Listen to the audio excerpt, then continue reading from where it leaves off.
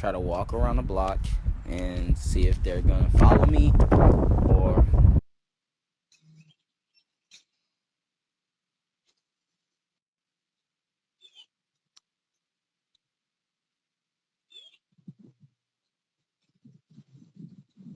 All right, you ready? Yep, I'm ready, brother. Okay, cool. Introduce yourself. Well, my name is Gio DeLeo, and I go by Gio DeLeo on Facebook, Instagram, and Snapchat. All right. So when did you find out about veganism and how? Why? Uh, I first found out about veganism. I think for most people, just like um, anybody who experiences any type of situation, family vendettas, things that occur, whether that's a death, somebody getting sick, that's typically when you go exploring and you try to search for yourself a little more. And that happened to me back around in 2013 when when my mother passed away. I found veganism. Um, just I wanted to become a better me, and I started, looking at different nutritional regimens to kind of better me as an athlete, as a performer, and I started with uh, learning about Dr. Sebi, Laila Africa, and they kind of just inspired me to follow a vegan diet. All right.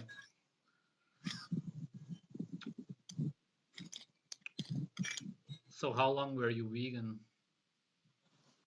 I was vegan for about 5.5, somewhere between 5.5 to 6 years. Oh, wow.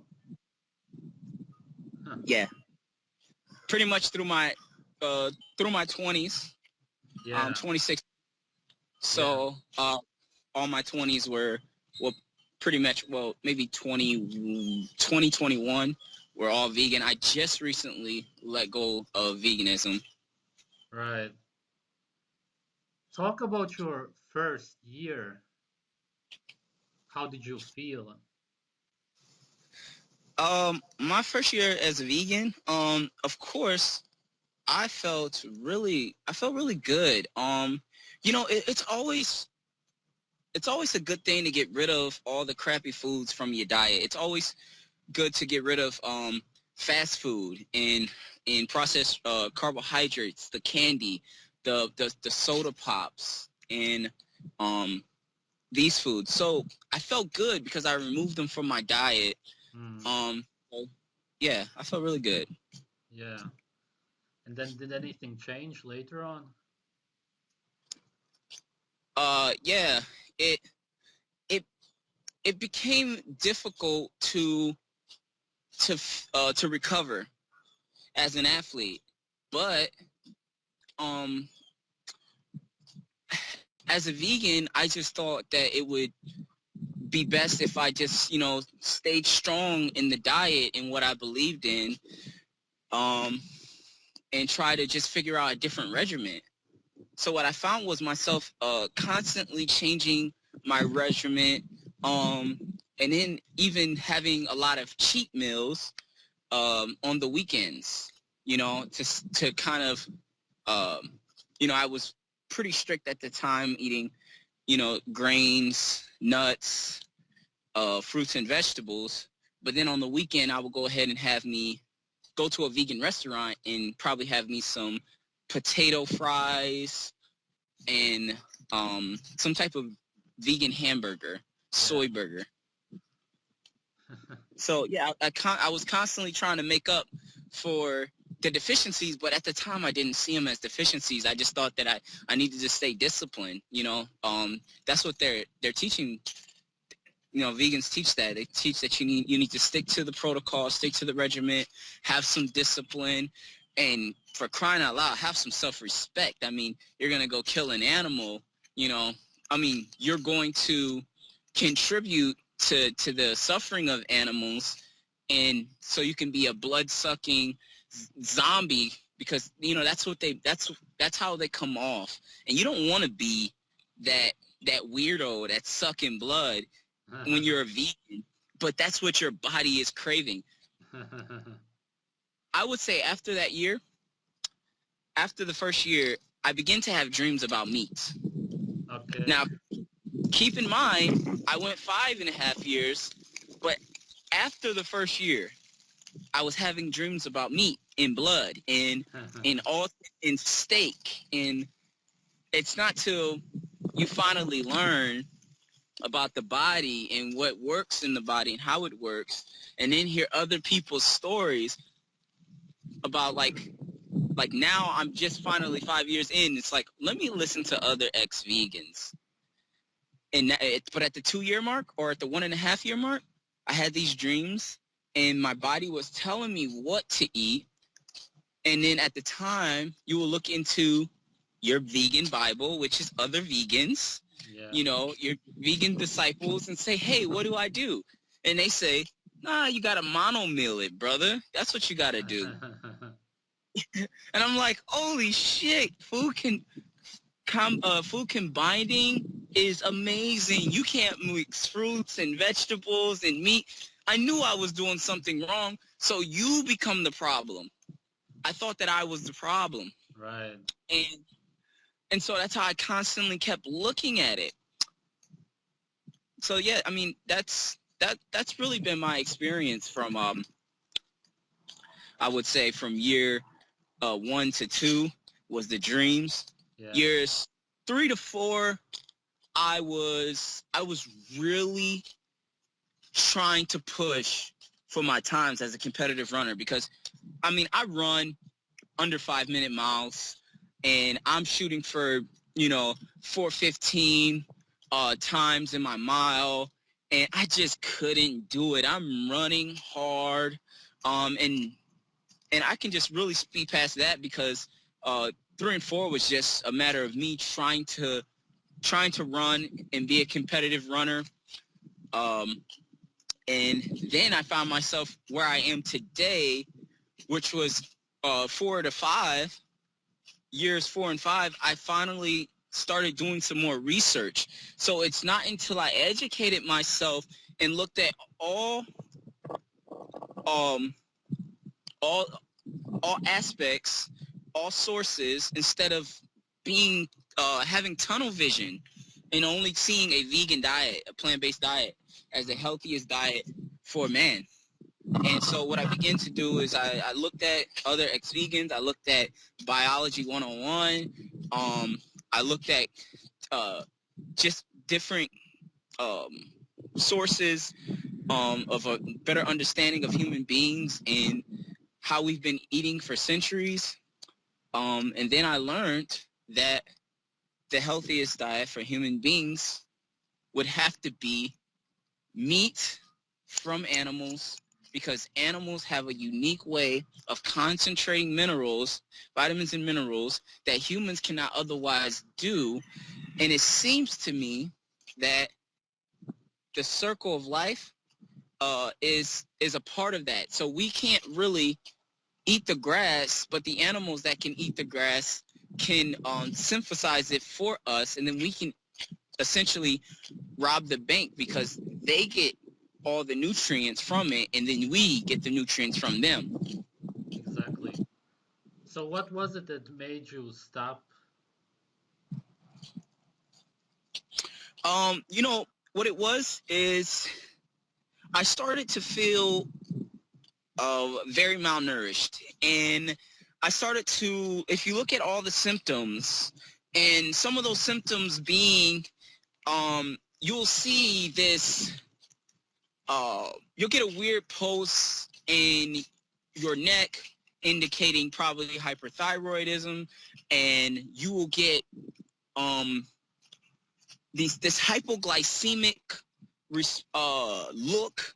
You look hypoglycemic. You have a belly, but you have little arms. Your arms are little, or you have skinny. Or if you're a guy, you have skinny legs. That's not healthy. You will see you're just very flabby up top.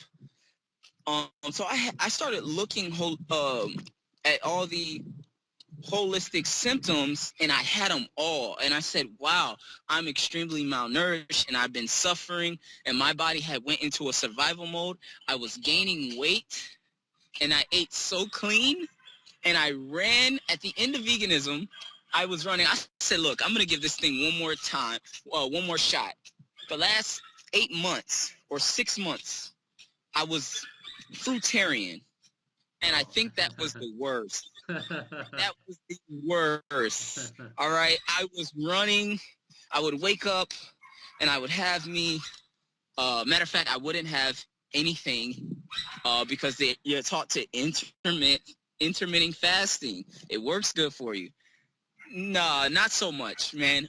What I experienced was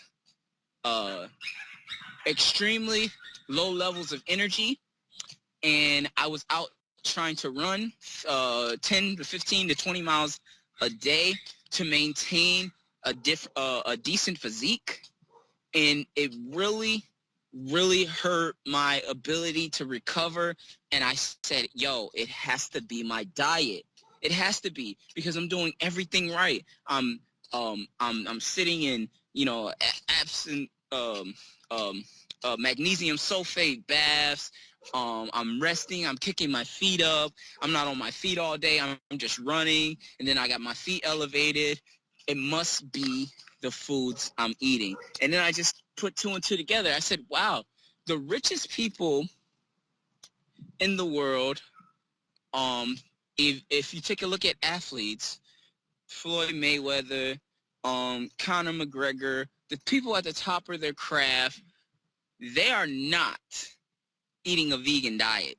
LeBron James and Kobe Bryant are not vegans. And I'm saying to myself, wow, what makes me think little old me, has figured it out with the little money and resources that I have, and they have all those resources, and they want to provide for their family and be the best for their family. Why aren't they vegan?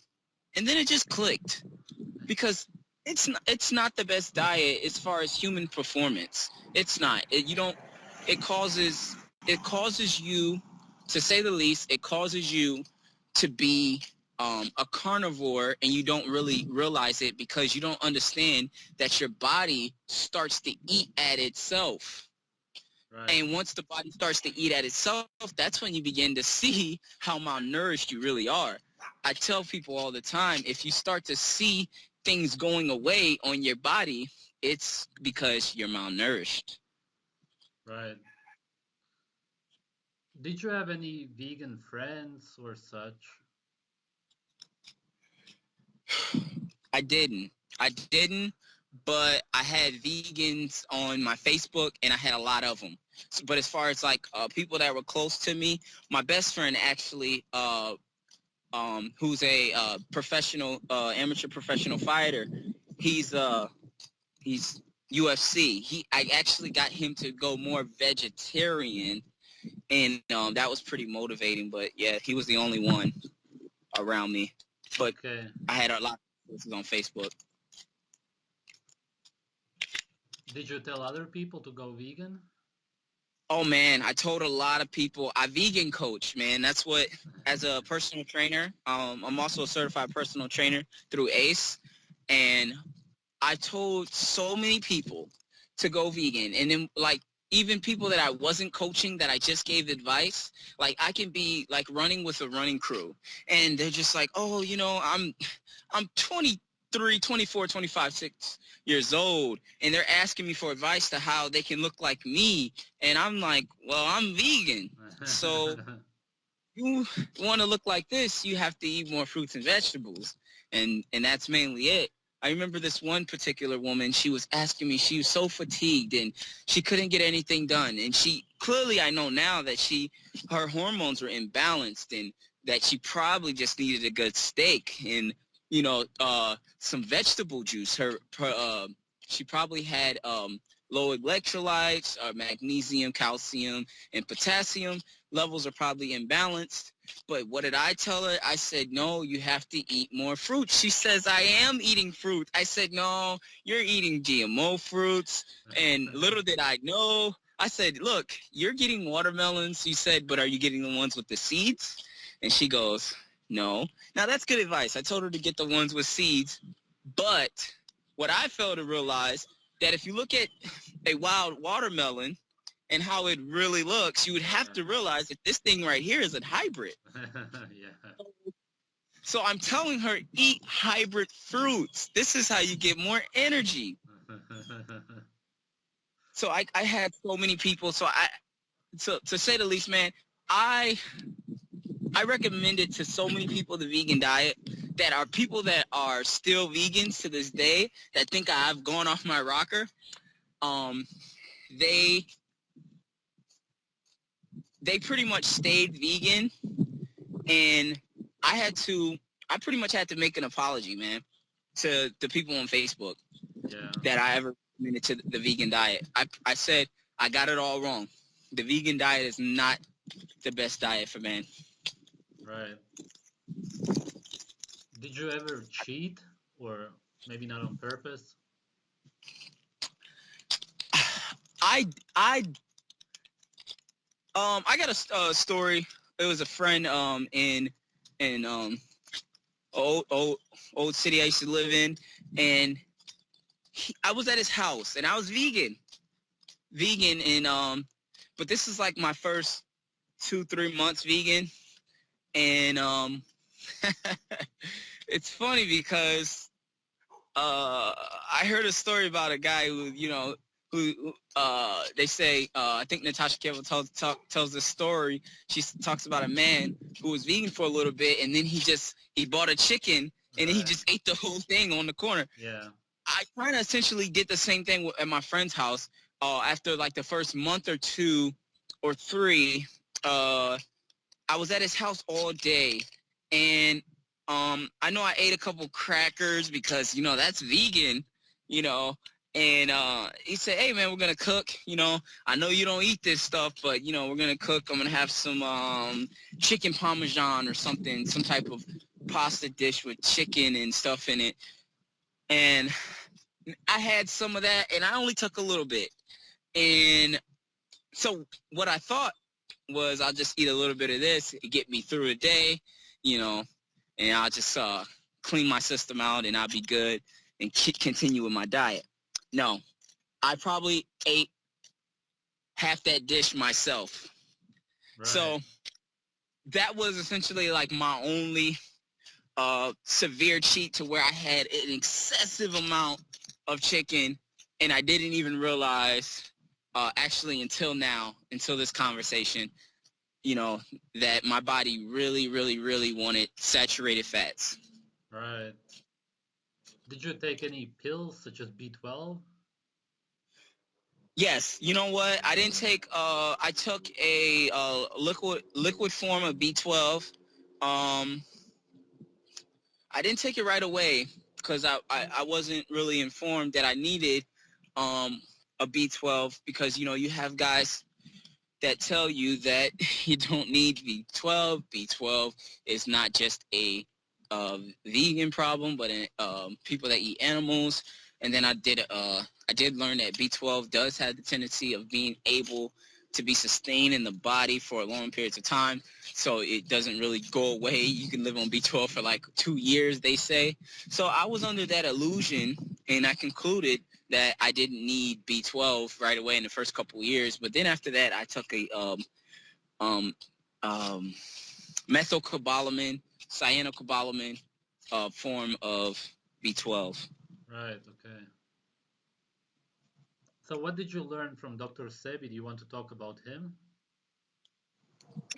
Um, what I learned from people like Dr. Sebi is, I got the opportunity to talk with the brother, and you know what it pretty much boils down to is, the man had a health awakening to his own health journey, and he decided that he would help other people by giving them nutrients, or giving them a supplement that they may be depleted in. He started doing his research, and he's been very beneficial to the people in his community and the people that he's helped cured. But anybody, I realize, and I think everybody should come to the realization that you heal yourself and your body heals itself. You just have to understand how to feed the cells.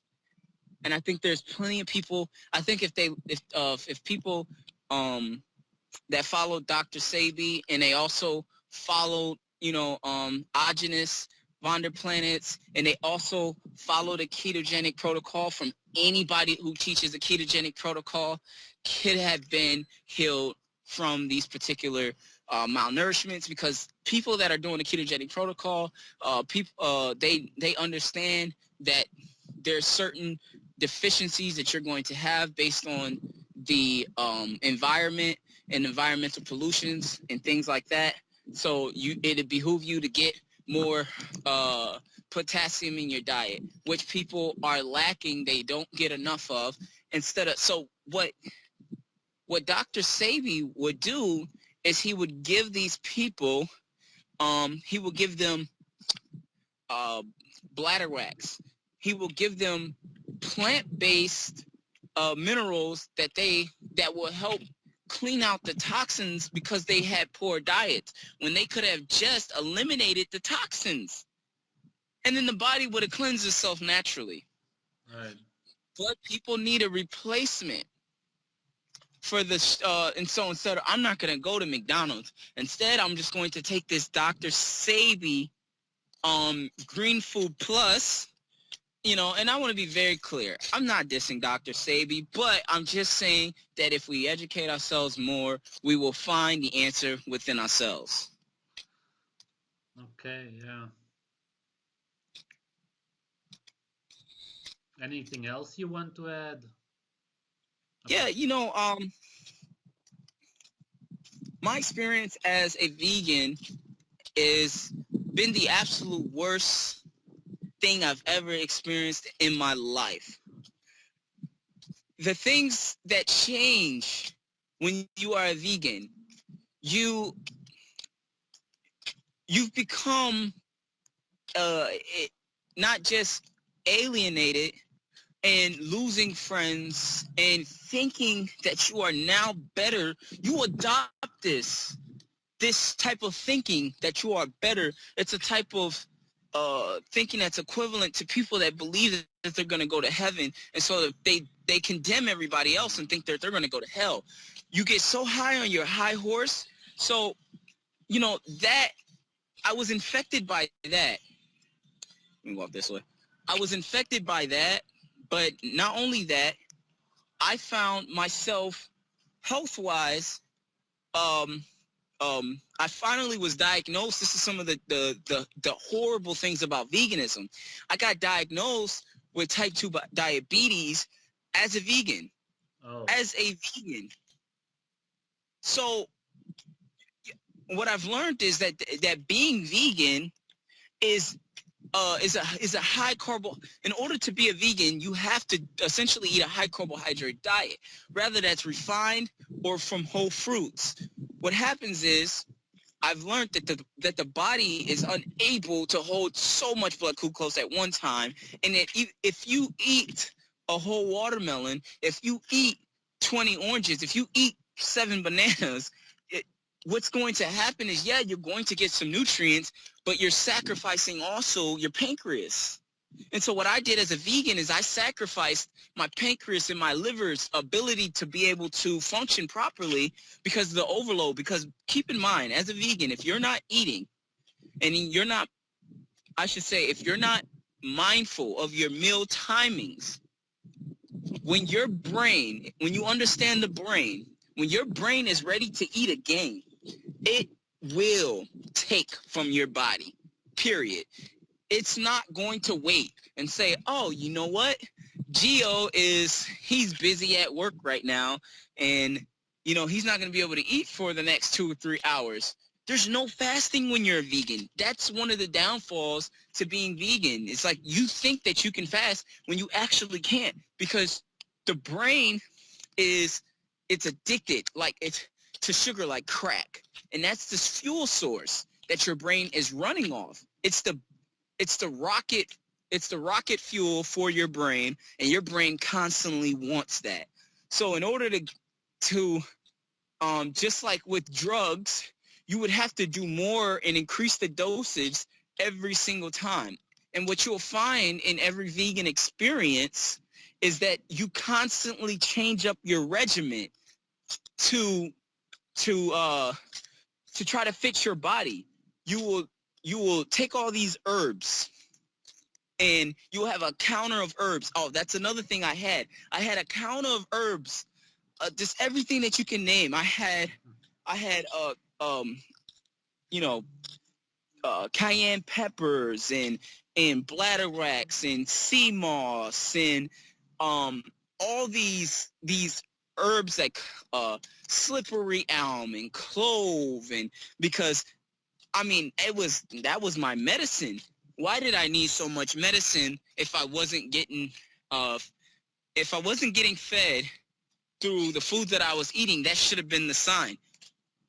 I shouldn't need all these herbs like that, because these herbs are indigenous to a certain geographical location.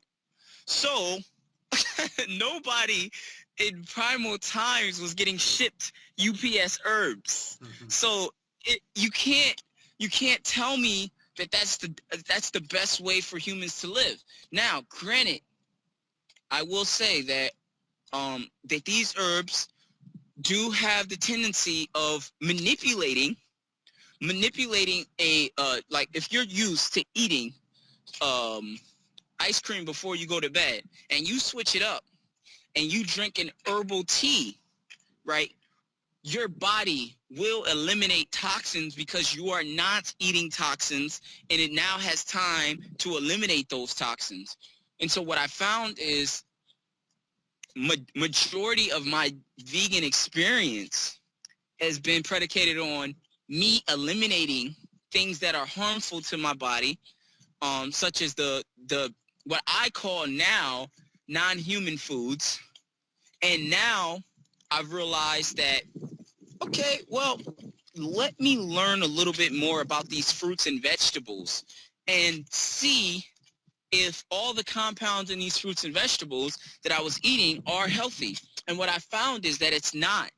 I found that there are bioactive compounds in vegetables, also in fruit, that are extremely, of course, we already know, to keep it basic about fruit, it's the sugar, all right? And no, I just want to repeat, know that the fucking fiber in fruit does not slow down how quickly it gets to the blood. It has very little effect. The important part is what is it balanced with? If you eat a lot of fruit and you eat no animal flesh at all, then your body, your brain has the ability to want to latch on to those to the glucose molecules which are breaking, what it is breaking down to, and it wants to get it as quickly as possible. It does not give a shit about how quickly or how slowly that it gets it up there. It says, oh, you know what? I'm just going to take my time and grab the nutrients from that very slowly so I don't fuck you up. No, it will fuck you up. So I'm sorry to say, it will mess you up. That's why your body has no regulation system for carbohydrates. What happens is you just end up flattening a system, and you run that and you're just driving on that on that flat tire. And what happens is that what that ends up being is diabetes. That it produces diabetes because there's no symptom, there's no leptin receptor to be able to say stop eating the carbohydrates. You'll get full essentially because you put a lot of stuff in your colon. All right, you put a lot of stuff in your mouth, and those systems don't.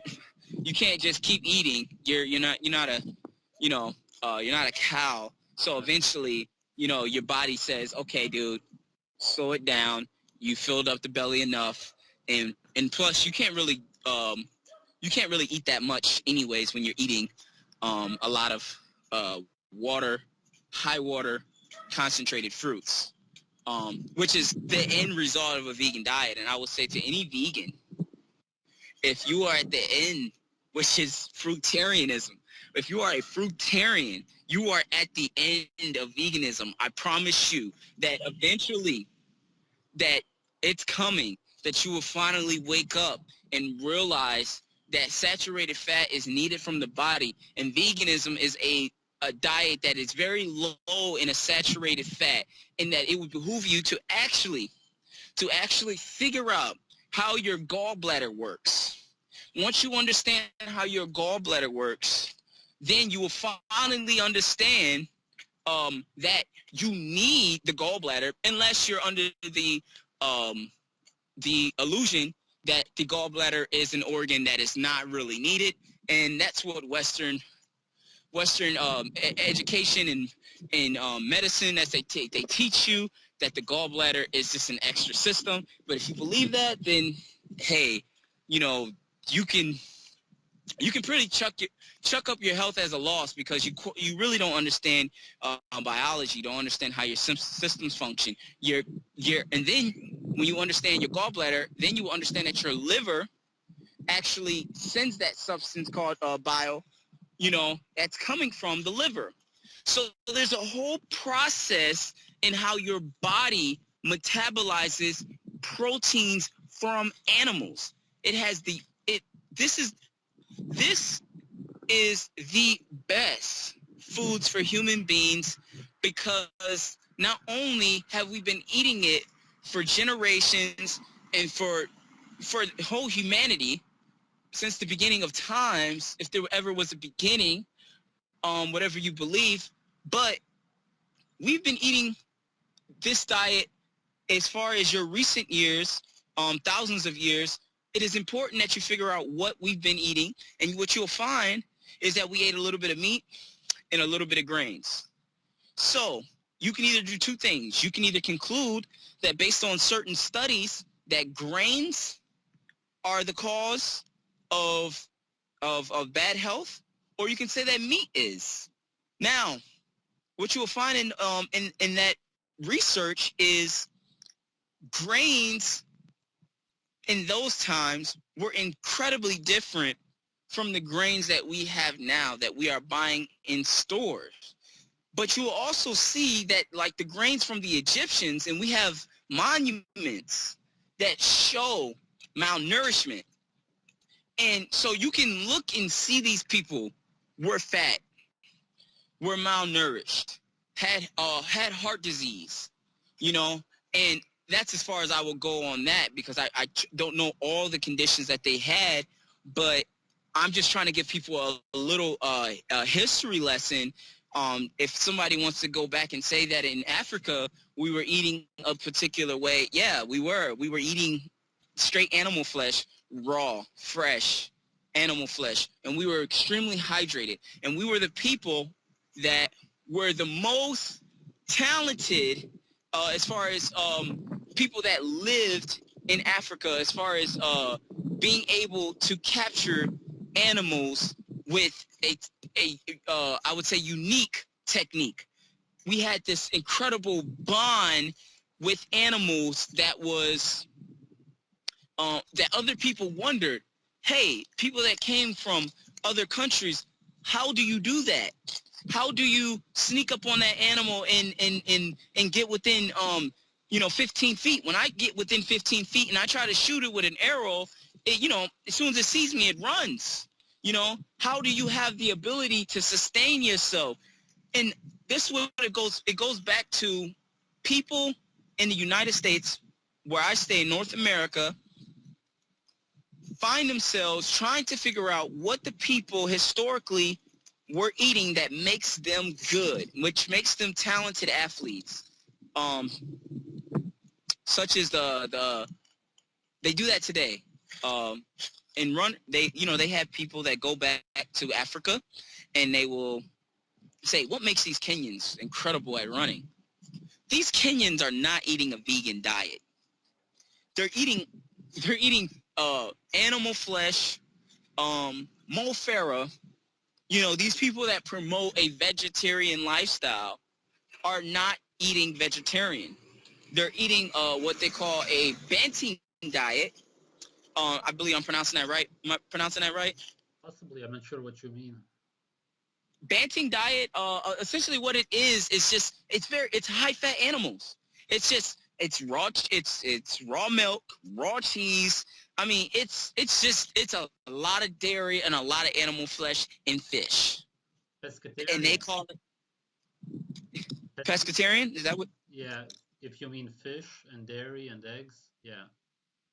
Yeah. So they have this type of a pescatarian, but more saturated fat. It's a high in a saturated fat diet, and I want people to know that, because if you're talking about, you know, performance, being able to have systems to be able to have a lot of energy, which is if anybody knows anything about Kenyans and their running and their credentials in running, if you want that type of energy, then I would just recommend that you eat those type of foods that they eat, which is the raw dairy, which is the raw milk, you know, the cheese, the eggs, those type of things. And pig has been a staple historically in almost every every every people, such as you know, there are people that they proclaim to have a meatless diet, like the Okinawans.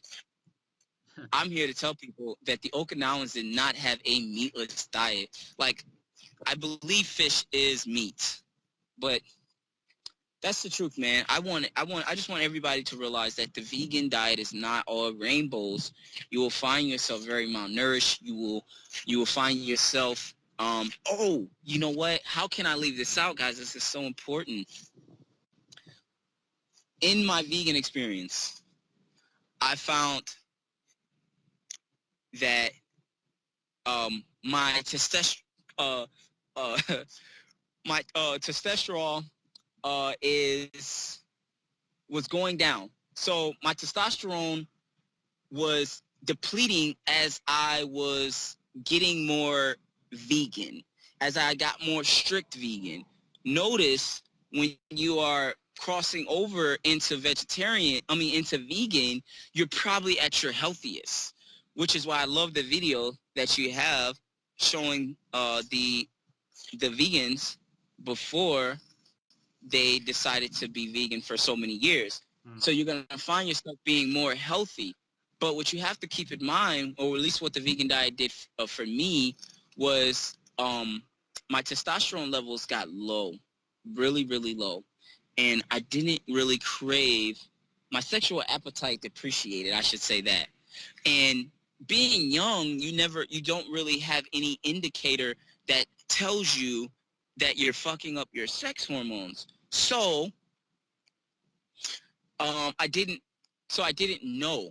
But what I found out is that I was with this chick, and you know, I noticed that if I have any type of alcohol or I smoked marijuana, that I became imbalanced quickly, very quickly. Now I'm already imbalanced on this vegan diet, but I didn't know at the time. But I become um, way off balance by, you know, ingesting these chemicals.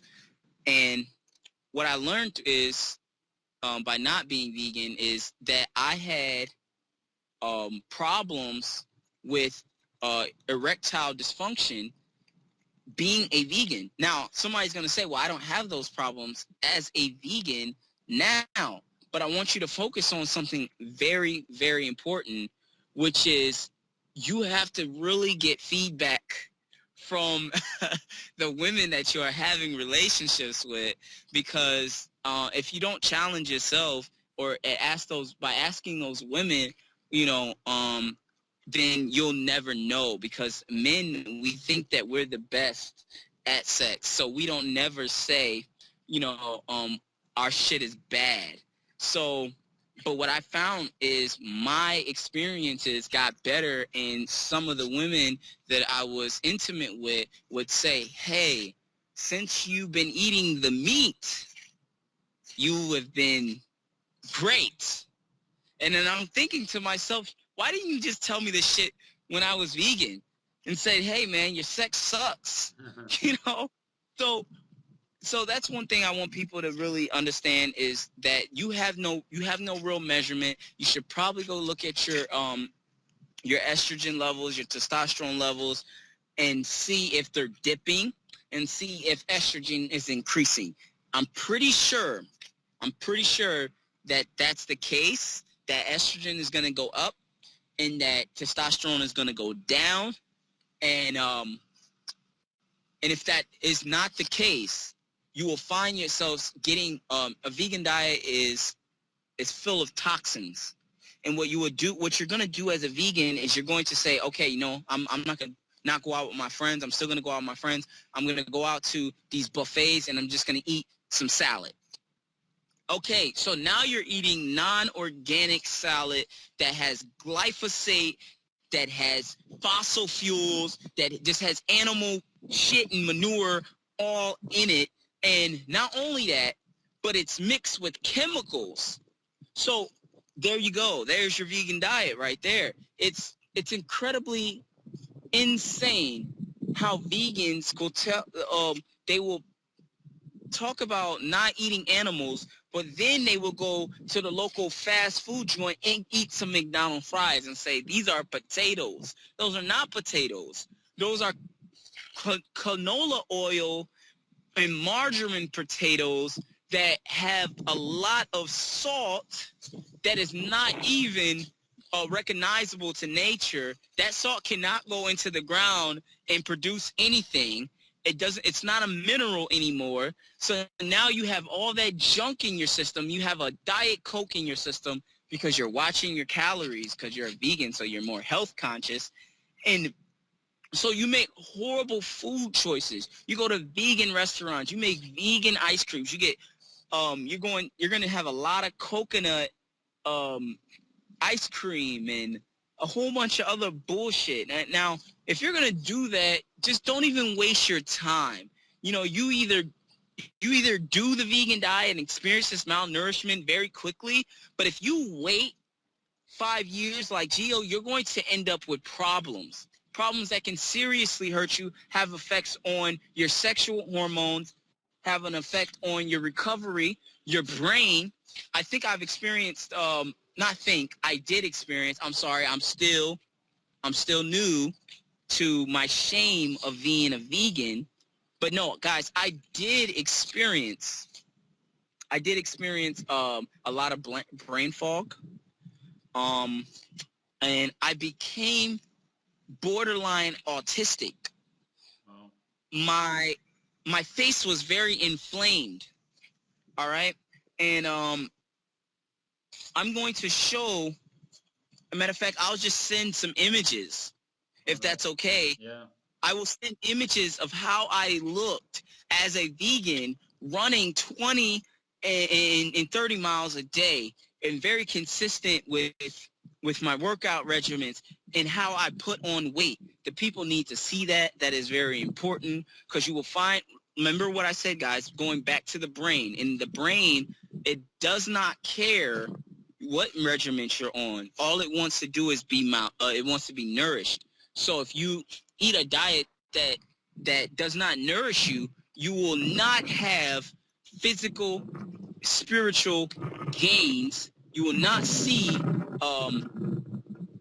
this type of bubbly muscle. When you don't have this bubbly when your muscle doesn't look full of fat, then your body is eating at the active muscles. It tends to eat at the most active muscles, which if you're a woman, you tend to use your arms a lot, or you like to walk a lot. And so if you do that and you have little legs, but you're big up top and you have this type of muffin top, it's because you're malnourished. All right?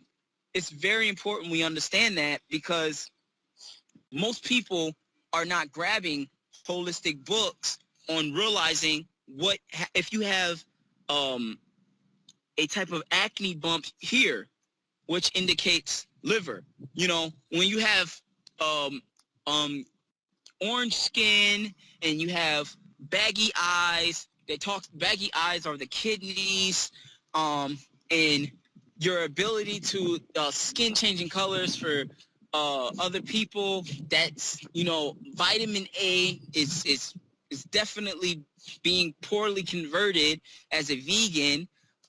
There's just so many different things that you have to be aware of. But I say the biggest thing is this: looking at those eyes.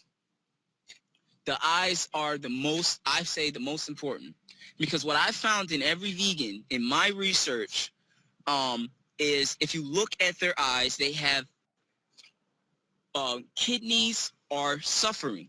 The reason why the kidneys are suffering is because people tend to drink a lot of liquid when they're doing the vegan diet right.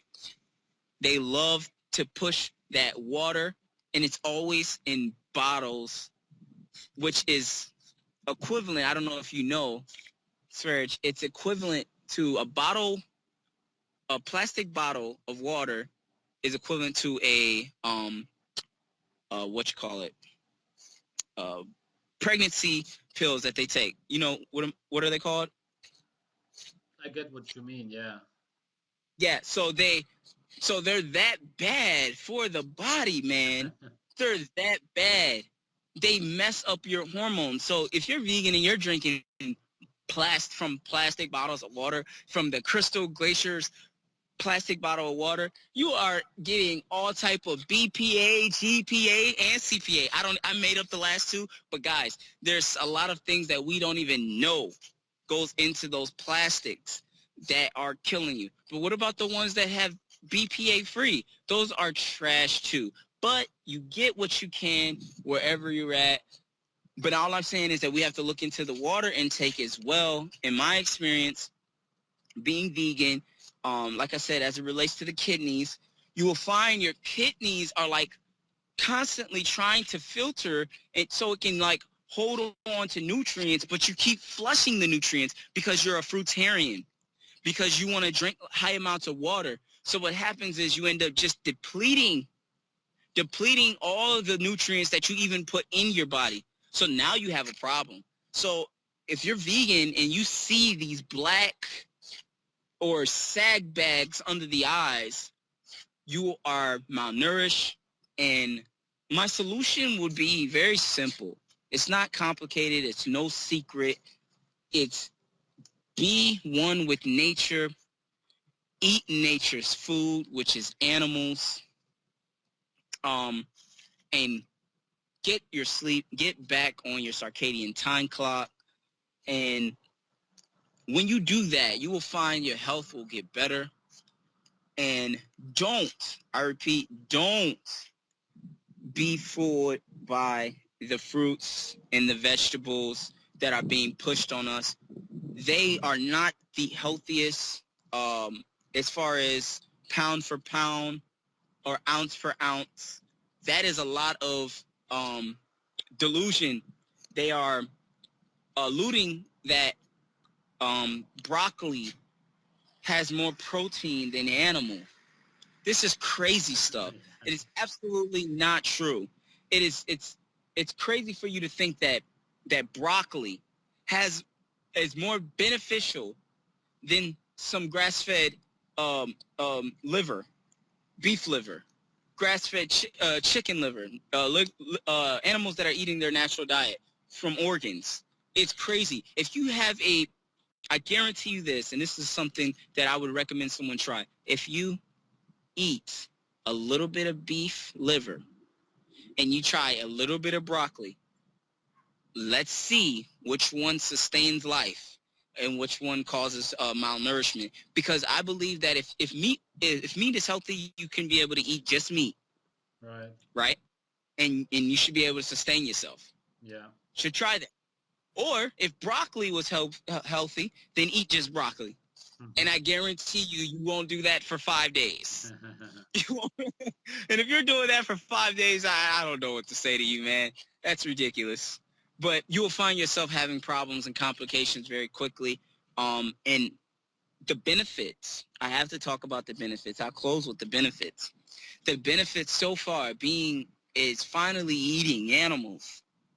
My sleep has been amazing. I could never sleep really, really good as a vegan. But my sleep has been amazing. My recovery, I went from sleeping, 6, 7, 8 hours and still feeling like crap to now, I can sleep 5 hours and feel good. Feel really good, y'all. And so I love that. And it's not going to happen right away. There's definitely some things that you have to learn. You can um, definitely check me out on my Facebook page, and I'll definitely teach more about that. But we're not going to just leave you guys out there, to the reasons why you should eat more animal flesh without educating you on why we do it. Because it's beneficial for cancers, because it's beneficial for all diseases. And I do mean all diseases. All diseases can be cured, but they're only cured through balancing of hormones. And hormones are essential by being fed nutrients like cholesterol. Cholesterol is an antioxidant. It is very beneficial. It is the best, probably the king of minerals. So you don't need a pill form of cayenne pepper as a vegan. Just eat you some animal flesh and you will get your zinc, your magnesium, your potassium. You will find all these minerals in a small amount of meat than you will find in a large amount of vegetables. And I don't know why you would want to, if you look at the studies on calorie restriction. Now, I'm not a big fan. Let me just throw it out there. I'm not a big fan of any studies, all right? But I take them into consideration, all right? Because these studies have an agenda, all right? If I can show you studies on meat being good funded by the meat industry, but I can also show you studies funded by vegans and vegetarians about meat being bad. So there's really no fight there. We can show both sides, but what I want you to be concerned with is calorie restriction. In this particular study shows that the more you jam in your body, the quicker you cause problems in your body. That's done by number one being carbohydrates. So the quicker you shove carbohydrates in your body, your systems become they become stiff, all right? And you get this type of jitteriness, and vegans like that jitteriness with their high ass. I'm sorry, I gotta say it. They like it because they say they're so high, and it's like, no, you're literally addicted to the chemicals. You need to stop it. You like that tingly feeling, and that's like it's a diabetic symptom. That's all that is. It's a diabetic symptom, and it's just like you want to keep feeling that way. You're gonna develop this type of shakiness, and really that's a sign that you need to eat meat, to say the least. But anyways, in this study, it shows that if you eat less calories, there's this type of longevity factor with eating less. They show it with animals, they show it with human beings, and I encourage anybody to look into these studies. But guess what? If you eat 1,000 calories of grass-fed beef liver or any organs of an animal, you will find yourself with less calories at the end of the day. So if you're into calorie restriction, which I don't recommend, I think calorie restriction is not good. I think you should eat, and eat, because if you don't eat, your body will eat itself. Would you say that's correct, brother? Yeah. So I recommend eat, but the only way you're going to be able to sustain yourself on a regimen like that is by eating foods that satiate you. And the only foods that satiate you are foods that have a wide range of vitamins and minerals. All right, that in broccoli does not have a wide range of vitamins and minerals. It doesn't have selenium. It doesn't have. It has very small amounts of all the nutrients that someone can say that broccoli has. It has very small amounts to the point that really they're not effective at all. And it's like you had them at all. So essentially, what it is it's a fiber. And what you'll learn is that fiber is not needed. Potassium is, which is why you should eat the vegetables, cruciferous vegetables in particular, because they help with estrogen levels in the body. And vegans that don't eat a lot of these cruciferous vegetables are going to struggle more quickly. You know, and that's really it, man. I want people to just understand, bottom line is the vegan diet is the most malnourished diet that you can ever be on. Wait, I take that back.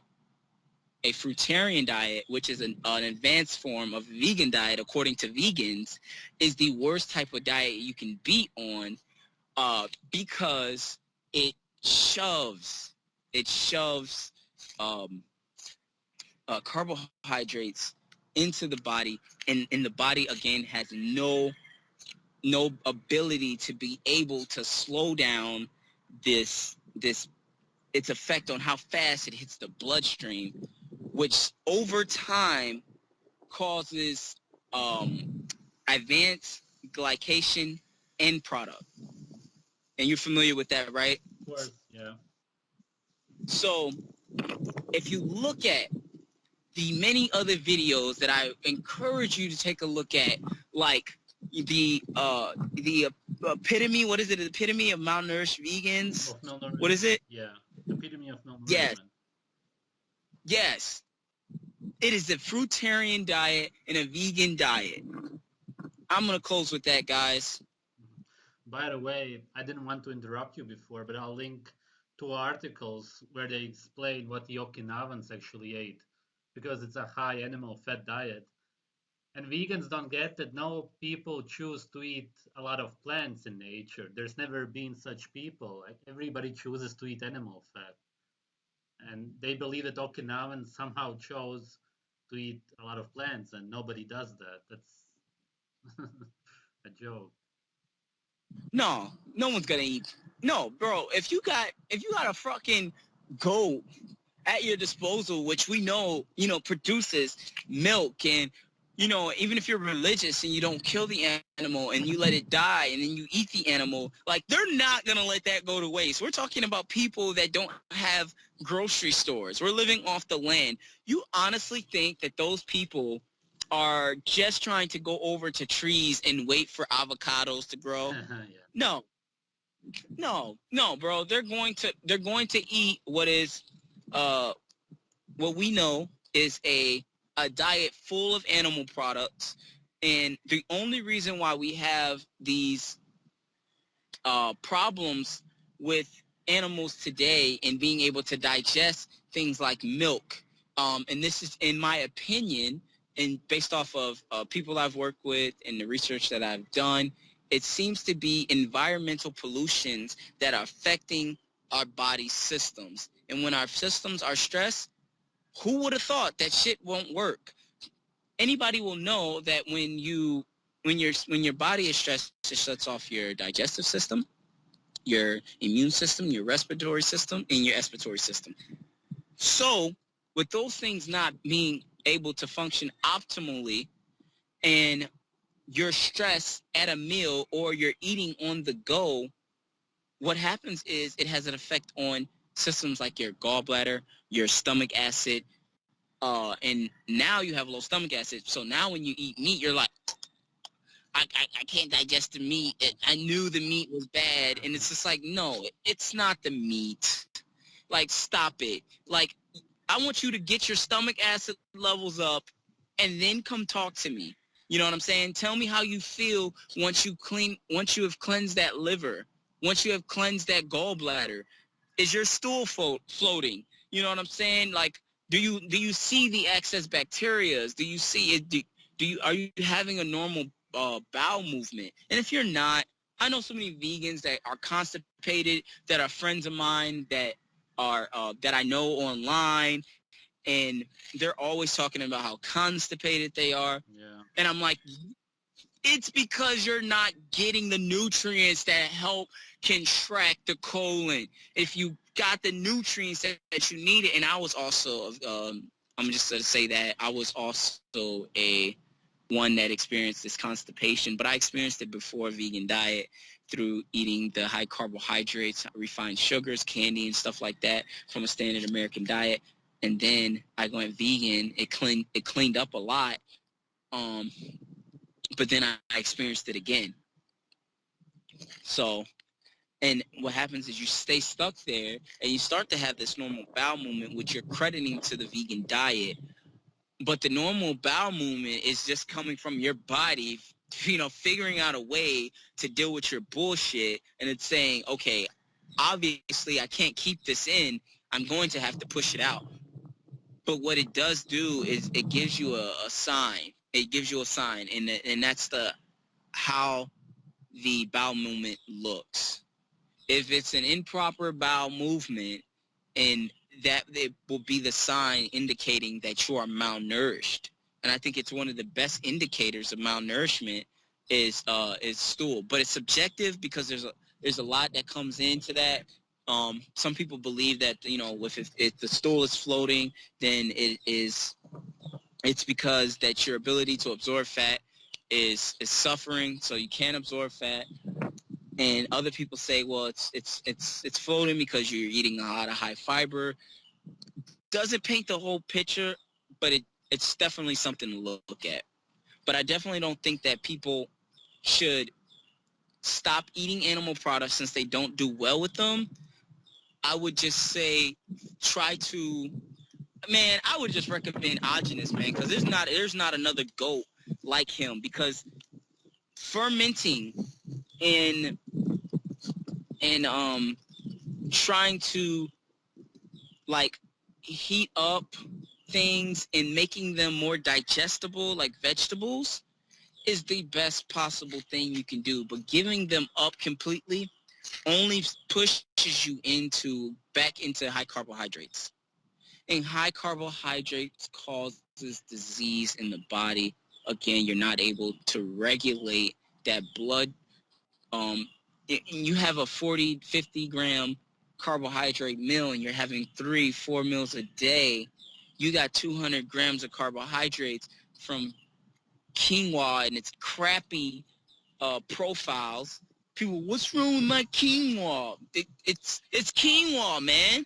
There's nothing good with it, man. It's a fucking grain that it has protein, man. Yeah, it has protein according to who? See, something in nature, it will indicate to you whether it has the right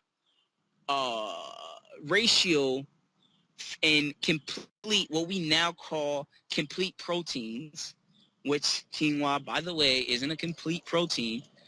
They label it as a complete protein, which is false. It's missing components, and you can just do your research on quinoa and why it's a horrible grain. And remember what I said. Historically, you will find that we were eating grains and meat, but grains were relatively new. They weren't at the beginning. They are relatively new, and this is not something our bodies. Everything that I'm saying has to do with adaptations and gene polymorphisms, and you will find your genes are able to deal with your bullshit for a long time. So if you want to be vegan for 5 years like I was, you will find that your body is going to compensate. But it's like, okay, you want to be vegan for 5 years? I'm going to take from your eye cells, your foot cells, your brain cells. I'm going to, your hair is going to fall out. I'm going to cause some type of issue to get you to realize it is your body. It's like the microbes and bacteria and everything that's living in you is saying, we don't like that.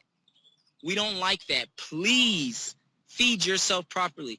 And so this has to do with like everything in your body in nature being in symbiosis with your biology. So these microbes and these parasites that we're calling them, good bacteria and bad bacteria that consumes us, are beneficial. The HDL and the LDL, beneficial. You know, there's nothing bad. Your body only has intelligent responses that is very necessary when it's at a state of trauma. When you get scared, they say the fight or flight response is signaled. Why?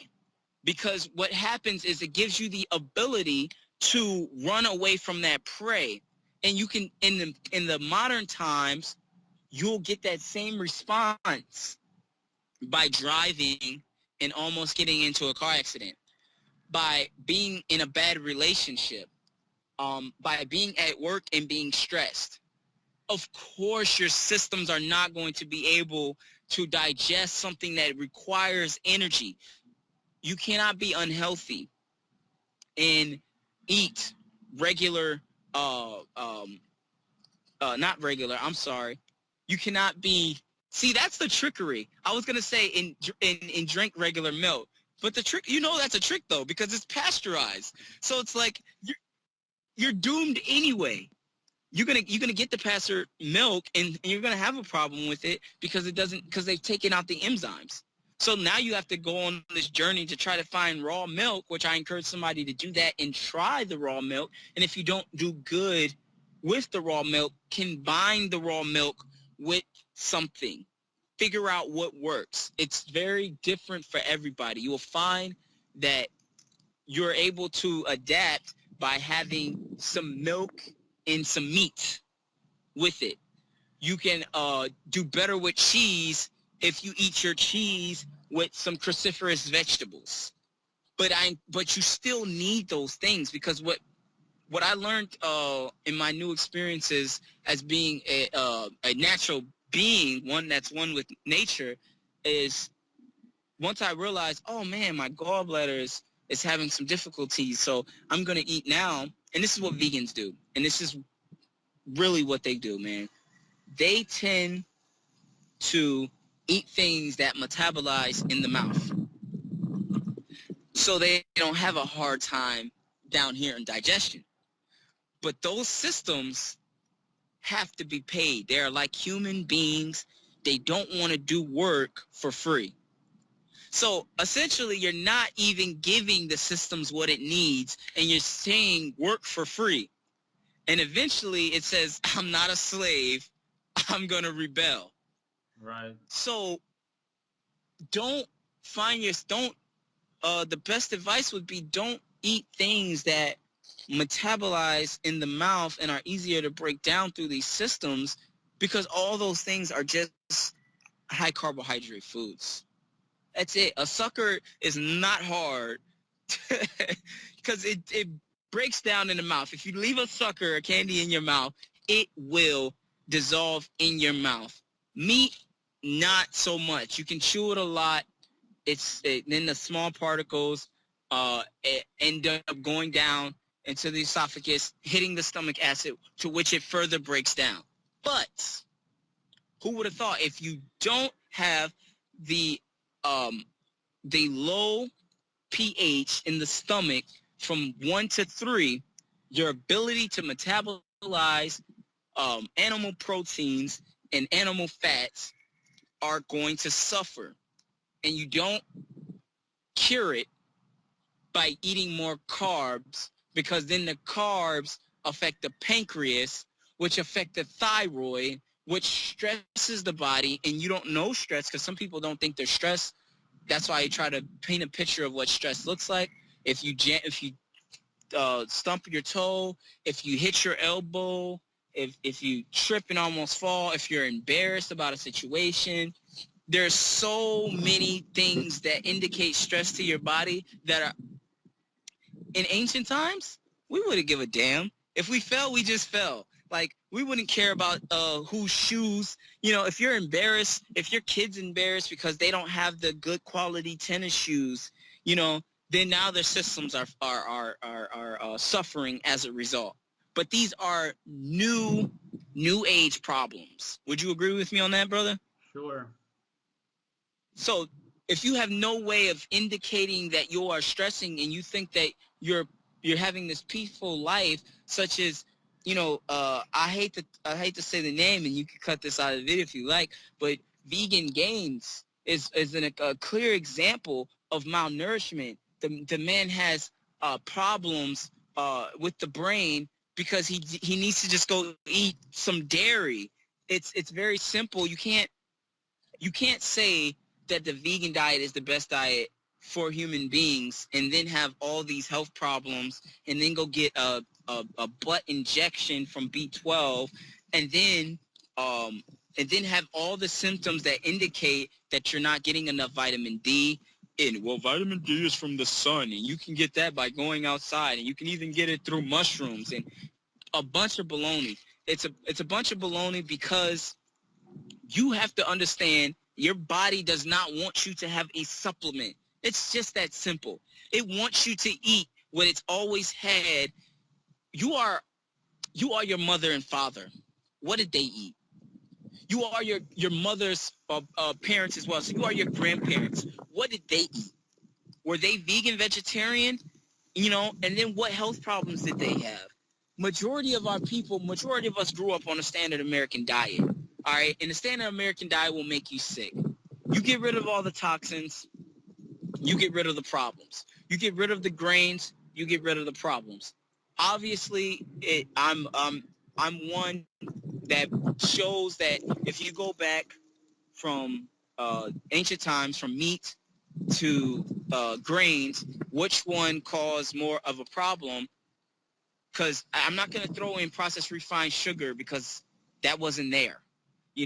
So it just had to be meat, which is from the beginning, grains showing up being a relatively new phenomenon, and then with grains, what has come? And then if you eat a diet full of grains or starch, right, or gluten, because these things have gluten and you have sensitivities, and if there's such thing as gluten sensitivities, bro, I'm confused. If there's such thing as gluten sensitivities in grains that can be indicated by the body, I've never heard anybody have a meat sensitivity. Mm-hmm. I've never heard that. Like, meat sensitivities are not happening. Now, it's very rare, so I'm not going to say it's not happening. Some people can't have meat, but it's not you. It's not you watching this video. It's very small. And they have a gene polymorphism that is a saturated fat. Are you familiar with that one, to where they can't do good with saturated fat? Possibly. There's also a tick bite that can make you allergic to beef, supposedly. A tick bite? Supposedly. Huh. Interesting. That's something to think about, but it's not happening. It's not happening. And the reason why I think that it's definitely possible that you can have this gene and you can have that tick bite as well, that affects beef. But here's the problem that I want people to recognize. Man, I hate to say it like this, but you're fucked anyway. If you cannot eat saturated fat from animals, you're fucked. You're fucked because if you have this gene polymorphism, it is equivalent to this gene polymorphism that is within mice or rats or whatever that have that yellow fur. I don't remember the name, but you guys can look this up. And what happens is this diet that they were eating that developed that makes them more prone to cancer, diabetes, and all these type of metabolic disarrangements, they came out the womb affected. So now eating those type of processed foods, which is what you're going to do if you have this gene polymorphism that makes you so you can't eat saturated fats. So what do you eat? You eat high carbohydrates. But guess what? High carbohydrates affect your pancreas.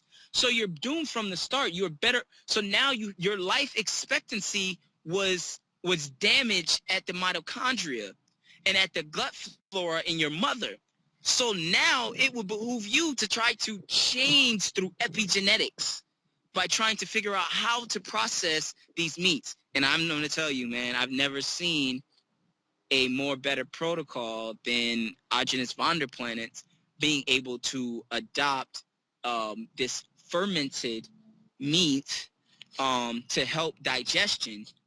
And I don't think that, and no, it's not that I don't think. They are not using this regimen in hospitals. They are not using this to cure cancer. But based on the sincere studies of Autism, we've concluded that if you eat foods that are fermented, your body's, it knows exactly what to do. It does not, it almost goes through the system like it was meant. Am I right about that, bro? Right. Instead of taking this harder digestive process, it's almost like saying, man, I've been waiting for that, you know. And I would just start off and encourage anyone to start off the same way I'm going to start off, which is with raw eggs. You know, hydrate on some raw eggs, cool down on the water a little bit, because the system, one thing I need people to understand is the system, when you're sick, it doesn't do good with water. I've noticed that from experience. I noticed, and I've been doing some studies on myself based on my water before meals, and I noticed when I don't have water that my body and my stomach acid levels are optimal. It has the ability to break down my foods without any problems at all, any gas or any bloating. When you drink water, you know, you're working out and you have a bottle of water, because they say drink 8 glasses of water a day to stay hydrated, and then you go eat. Because that's what people do. They go work out, they go to the gym, they kill that bottle of water because they feel like they did a good workout, and then they go home, and within 15, 20, 30 minutes or even an hour, they're eating. When they already had raised the pH from 3 to 5, and now their stomach acid is not low enough, you know, at a pH to be able to digest meat. So I guess I'm pretty much saying, like, it boils down to this. You're the problem. Meat is not the problem. And if you want to help yourself, you know, the best possible diet is not veganism. And this is coming from an ex-vegan. For 5-6 years, I was doing that vegan diet. And I finally realized, I've come to my senses that if you want to be nourished and you want to live long and you want to be strong, you want to be vibrant, and you have any disease, then you want to consider a more of a ketogenic protocol and figure out the benefits of a ketogenic protocol. But I want people to focus more on saturated fats, mono and polysaturated fats that are in animals in its raw state. I encourage everybody to study that and not be so domesticated that you can't even look into it. As a vegan, as an ex-vegan, if I can do it, I think what happens is, if you can't even fathom the thought of even studying something, I think the worst disease is being closed-minded. That's the worst possible disease that you can have, is being closed-minded to the point where you don't even consider, you know, the possibility of healing in raw meat. And what you will find in your research through seeing Dr. Autism Vonderplanets on the doctors, one thing that I want people to listen to very carefully, he challenged doctors on chemistry and having a laboratory experiment, closed experiment case done on people that eat raw meats versus people that eat the way that they recommend. They did not accept that challenge. They just tried to make him look like a quack. But they did not refute him in that statement. And And keep in mind he had his own case studies that he funded and that he was really sincerely trying to get out to people so they can see, and you will find that Autism was a very sincere man who really was he was gifted in the sense of being able to the male person. Yeah, but he was gifted in being able to um, really have the brains to be able to go into these scientific experiments and try to indicate from all aspects and all spectrums, trying to figure out why is it that if we put this pig in this secluded space indoors and we trap it and we keep it clean and we wash it, why is it that it's not healthy as the pig that is out eating the grass in nature? Is it because of the sunlight? And in our medicine, in Western medicine and Western train of thought, period, what they tend to do is be very aggressive in making a decision before they've looked at all aspects. They would just say, oh, you know what? It's because the pig is bad. What? So you didn't even take into consideration that the pig was not out in nature? You're not even going to take that into consideration. That the pig was not eating its natural diet? No, well, we fed the pig its natural diet. We fed the pig its natural diet in a secluded area, and it should be healthy. Okay, did it get sun? Do you realize that oxygen, there's people that believe in being breatharians because that you actually do get something that we are not aware of through just breathing air, being outside. Try to be inside. It's like they're so dumb that they don't realize they read so many books and have everybody else's um brain but their own. People want to tell you that they're doctors and that they're certified this and certified that, but really, bro, it's like do your excuse me, do your own studies is what I'm trying to say. Do your own studies as we do. That's what we do on a daily basis. We listen to a lot of people and figure out, what works. And again, Agenus is a man that has figured out what works. There's plenty of other people that are doing the ketogenic thing that I would just, recommend some, simple people. Stephanie Keto Person and all these other people that are recommending. Chris Kruger does a phenomenal job in breaking down the ketogenic diet, and I would say that when you talk about the best of sincerity people, and I've talked to these people, by the way, guys. I've talked to Stephanie. I've talked to Chris. I've talked to Dr. Sabi. I've talked to a lot of vegans, and everybody's getting paid.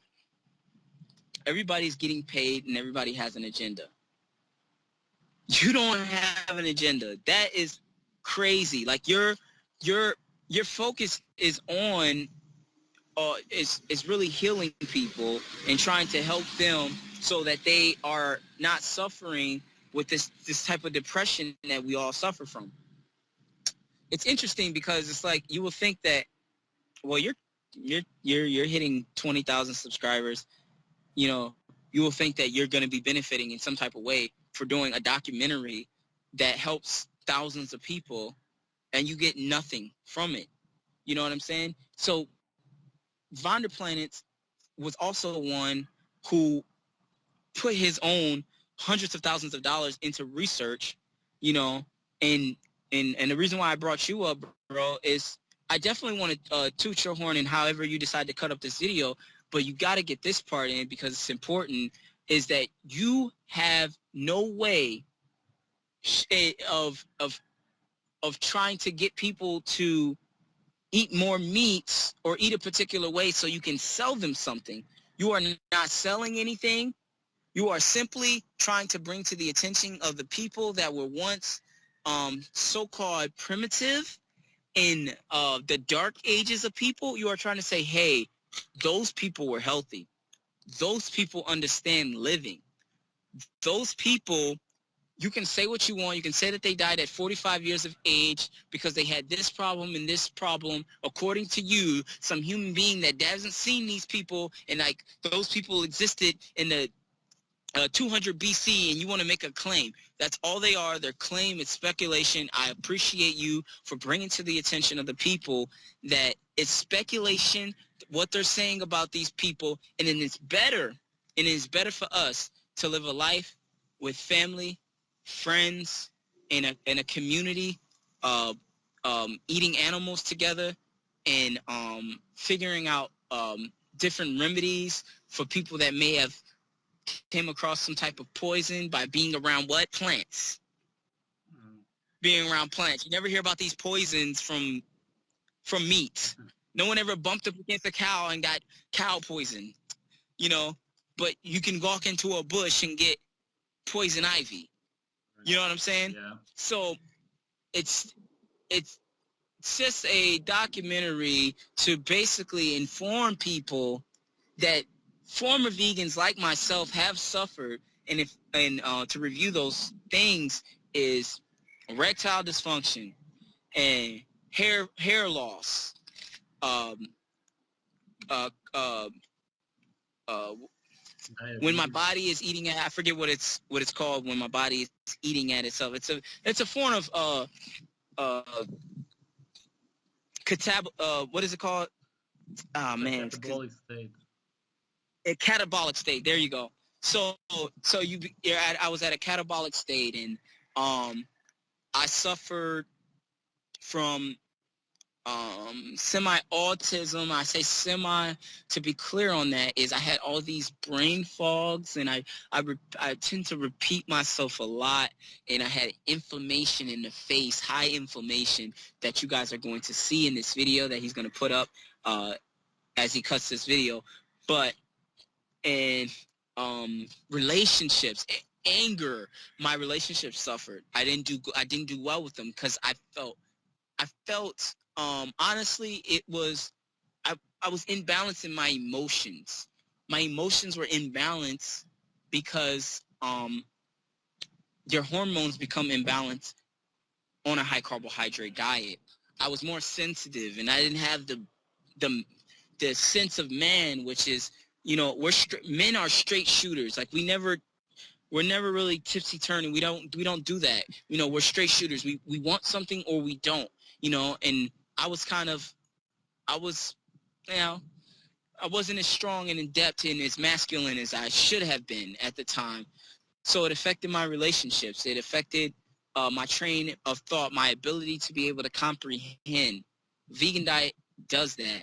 It affects the biggest thing that it harm that a vegan diet has caused is fungus. I have, as I'm looking right now at my toenails, I've built up so much fungus in my toes, in my toenails, that it's ridiculous. And I'm going to also send those pictures as well, brother. I put this out there because I need, if people don't see, and it's gotten better, by the way. I will say that it's gotten better because I eat a nourished diet now. My diet it's all beef liver, it's all organs from animals, and it's maybe chicken once a week, but it's definitely not lean animals. It's high fat animals, and I've tried some fermented cheese and stuff like that. Just a very small. I try to throw it back in my diet, but you have to nourish the body again to be able to clean out these systems, because you can go get your toes and nails done all you want, but that bacteria comes from within, and then it expresses itself on the outside like acne. You know what I'm saying? Like any type of skin disease or eczema or something like that. That's from the inside, expressing itself on the outside. So I'll conclude, if you don't have any more questions, that if you don't like your body, you definitely should change your mind. If you don't like how you feel, you definitely have to change your mindset. If you don't like how your life is like right now and you're on a vegan diet, I definitely encourage you to look at as many videos or information opposite to what you've normally learned. And this right here is really going to be the awakening process for most people once you realize that there's other information on both sides of the table. Yeah, this was interesting, man. Yeah, man. Man, bro. I don't want people to experience this, bro. It's absolutely breathtaking, man. Like the amount of people that spit ignorance, man. One guy told me, man, he said, what he say? He said, fat causes type 2 diabetes. And I said, scientifically tell me how. How does it cause type 2 diabetes? Just tell me how. You know, he couldn't tell me. He couldn't tell me. So what I tell people now, it sounds good, but can you tell me how?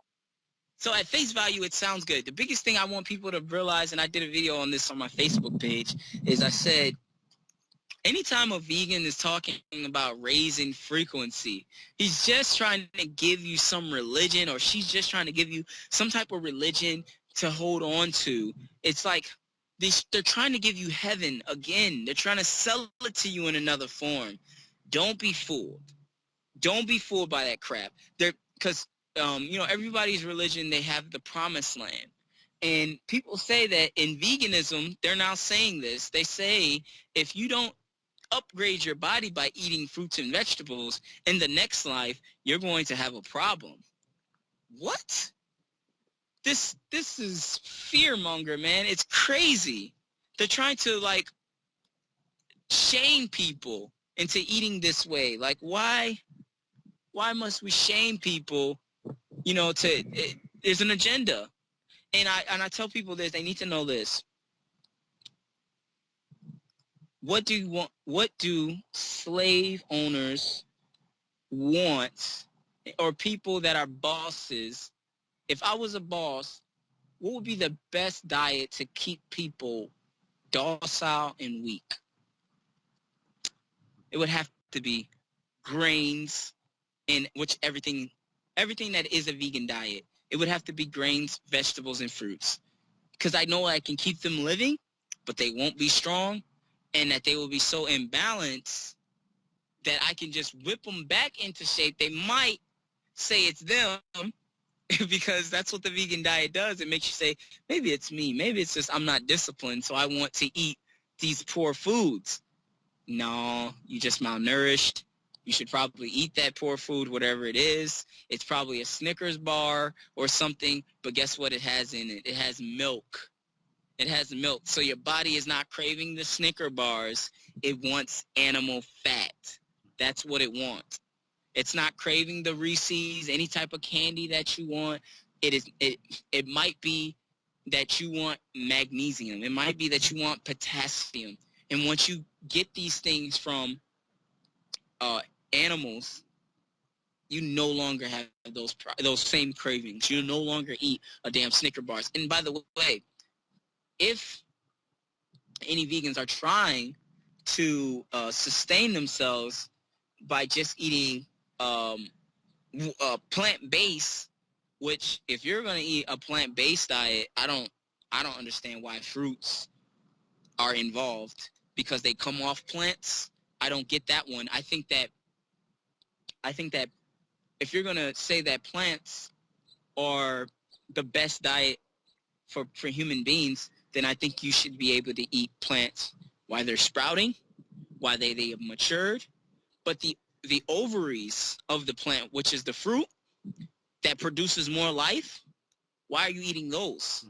Because I know that you vegans don't like the argument of what do they call it? What do we call the living things? Sentiments, not that. Sentient? But sentience. Yeah, there you go. Sentience. If it produces life, then it would have to be one that wants to live. And if it wants to live, it doesn't want you to consume it. If I want to live, I wouldn't want a bear to consume me right now, right? Because that means if I didn't have children, which is my form of life to continue, then I would be fucked. The bear will take away, and that's what is essentially is happening with the monocrop thing. So also I would throw in that the vegan diet is the worst diet on the environment. The absolute worst diet for the environment because of the crops and the agricultural practices on making everything, this whole grass right here has to be wheat, and then going acres further, and then eventually over time depreciating the soil here. And the only way that you can put that back in is with animals. But if you don't have that, and if you don't have that natural flow of nature, then you'll have to use chemicals, which you will find in America and across the world. They are using chemicals to feed those plants. And so how natural is that? It's not very natural at all. So if you have a diet that is based on plant power, then you have a diet that is drenched in chemicals. So you're a GMO being. That's what you essentially are. You're a genetically modified being. You're addicted to serve your master. You're a slave to society. You believe in these new constructs. You believe in this new trained age of thought because you're trained like a horse given some sugar to run around the track. You are tunnel vision in life because you only pick from options that are given from you, and you don't make your own decisions. So they say you can be a cop, a fireman, or a doctor. You can't be a superhero because a superhero doesn't get paid. And you have to get paid in this field that we set up right here. And if you're going to eat, you have to eat from this particular food group. We even have a pyramid. But now we know in these times that pyramids are schemes. That pyramids, I don't care who you are. I don't care. I would even refer to the so-called African people that created the pyramids. Bravo. That's a great thing. We have not duplicated that. But we have to begin to address these schemes, these pyramid schemes. And veganism is the biggest pyramid schemes. You think you can jump on Craigslist or any of these apps on the phones, or what is it, Bitcoin or whatever, and all these things that you see on Facebook and Instagram on how to flip your money? No, that's not the biggest scheme. The biggest scheme is the vegetarian lifestyle, because you will get so many benefits from cutting out things and being more spiritual and conducting yourself more positively, as you should, because you should respect yourself. But then you will find your health suffering very quickly, and I don't want to see people's health suffer. So just eat foods that your body understands. And there's not a food that we've been more adapted to unless someone can share another food, or maybe you can share another food that people's body has adapted to that is better than meat. Mm-hmm. By the way, what you said about diabetes, in Germany it's called Zucker, which means sugar, but people still don't get it. Suka. Zucker, yeah. Does that say right? Yeah. It's sugar. Everybody knows that. No. Here, it out here in the African American community. Look, trying to say African Americans. No, I'm gonna tell you. Look, I'm gonna be real, bro.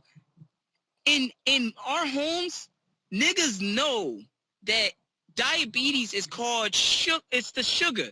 People be like, yeah, grandma walk around and be like, yeah, baby, my sugar high. Yeah, I got the sugar. People be like, oh, you got the sugar? People know. People, if you're talking like that, then meaning you have too much sugar in the blood. Get that shit out. And the body does not know how to regulate it when it's influx, when it's too much. It only knows how to deal with a certain amount. You're back. Yeah. No problem. Yeah, once you go over a certain amount, then your body crashes. It knows exactly what to do. You have one carbohydrate, okay, insulin. Two carbohydrates, two insulins, three insulins. And then once you go to about 6, 7, 8, 9, 10, all in one meal, and it's not dense with water, so you're like, you go and you eat a ton of vegetables. Your body still breaks that down into glucose, period. You can't refute that. It's vegetables are not listed as saturated fats. They're not. They're listed as carbohydrates. That's what they boil down to in the bloodstream. So, but if you have water with it, like a cucumber, we know cucumbers are very, very high in water. So what that does, it dilutes. It definitely does dilute it because that's very simple mathematics. If you have apple cider vinegar, a teaspoon of apple cider vinegar, and you put it in water, a 40-ounce cup of water, you're going to dilute it. As opposed to taking a spoon, you dilute it. But what you got to understand is the simple chemistry is that when you have an influx of sugar, you are going to be sugar dominant. And when you're sugar dominant, the body does not know how to relate because it is a substance that is damaging to proteins, and when they attach themselves to proteins, sugar attaches itself to proteins, rendering them useless. And there's plenty of vegans that can testify to this type of talk that I'm saying if you don't understand it. If you've looked at the Strong Vegan Man documentary of that guy, you seen that video, bro? No. Or do you mean the guy who eats once a day? Yeah, the guy that eats once All a day. right. So he even talks about, see, what I want people to do is I want them to link this stuff into this blasphemous type of talk, man. It's crazy because the man says that sugar is the enemy. He says it in his video. He says that when sugars attach themselves, they make muscle deteriorate. It's really bad. And when you have muscle deterioration, you will find that the people with the most disease have less good muscle tissue, healthy muscle tissue. And I would even say that people that are on a standard American diet have better muscle tissue than vegans. Of course. That is a fact. Yeah. So when you go put them on the table, and you're looking at the healthy tissue on a vegan versus someone on a standard American diet, 10 times out of 10 you will find, not 9 times out of 10, 10 times out of 10, because you have some people who are going to say, what about the vegan man, the 1 meal a day guy? First of all, I'm not, one guy fucking climbs Mount Kilimanjaro on a vegan diet, but then 100 million climb Mount Kilimanjaro on a non-vegan diet. Why the hell would you think I'm going to go vegan? Why wouldn't it just make sense to you that there's the million people, 100 millions of people that did it and that traveled through life non-vegan, and then you want to be the fucking rare person to try to do it and put your body through all that suffering, so you can just produce a ton of glucose in the blood. And if a ton of glucose in the bloodstream is not type 2 diabetes, then correct me if I'm wrong.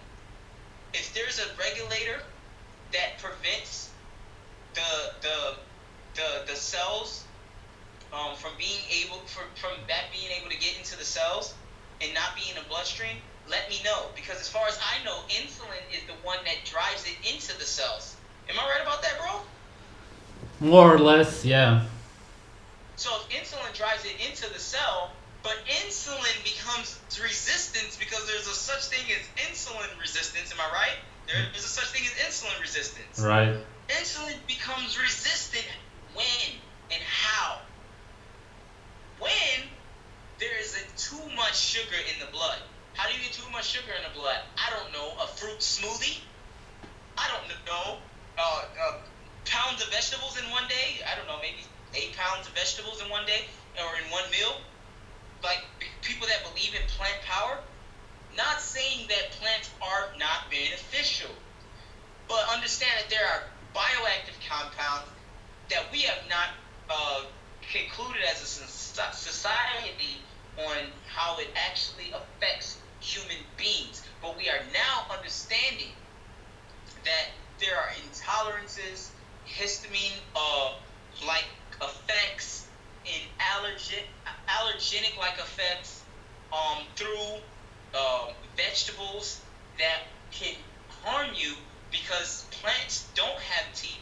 They don't have the ability to get up and run. Plants have been here. If we have been here for, let's just say, I'm going to use the analogy, if we've been here for 24 hours, no. Yeah, if the world, like, in a 24-hour circle, we have only been here, plants have been here forever, and we have only been here for 1 second. For 1 second. And plants have been here. Alright? So, understand that plants had to build up some type of defense because plants came before us. You see, in order to produce something, there has to be something that comes before it. There has to be some type of thing to be fertilized. You can't just, women don't just have children, they have to be fertilized. So in order for things to come out of something, things must have been injected. You know, I use the word injected because what better analogy than a sexual analogy? So we are really just like the babies of, if you want to go into like cosmetology and understanding like the stars and the moon alignment, like we are just accumulation of all things that nature is, and the only way that we will survive is eating from nature. I don't know what better way to put it than if you are, I believe we are the compounds, minerals, and vitamins that are in plants. We are the compounds and minerals that are in meats. But we also are the fucking, you know what has those same compounds, bro? A fucking tire. A fucking pole. You know, like they have the same minerals. But if you eat a pole, you will have also some type of contaminants. So it'd be best that you get it from what it, in its purest form. You should go for the organs because the organs have this ability that we don't quite understand yet. But from experimentation, you'll find that there's an easy digestion and there's a healing and a connection to each particular organ. And you will find that you are more like the pig in the digestional way and the digestional tract way. You will find that you are more like the ape as far as, you know, the physical capabilities and having fingers and so there's so many DNA, it's so much DNA that makes you closely related to them. And then there's also things that closely makes you related to a cow. And then there's, so not saying that we are the animals, but saying that we are an animal in ourselves. If we can have so many similarities to all these things, we would have to be an animal to be able to, like, animals and plants are totally different. Totally different. So, if you're more like the plant, which is what vegans tend to think, if you're more like the plant, then I would say you have the strength of the plant, which is pretty strong if you look at it in nature, but on face value, the plant does not have the same abilities like a human being or like an animal. So if you want to be a vegetable and not do anything, then eat plants. Because you'll find yourself on your deathbed and then wishing that, and then hoping that someone threw you a steak in bed because you're so malnourished. And you only achieve this malnourishment by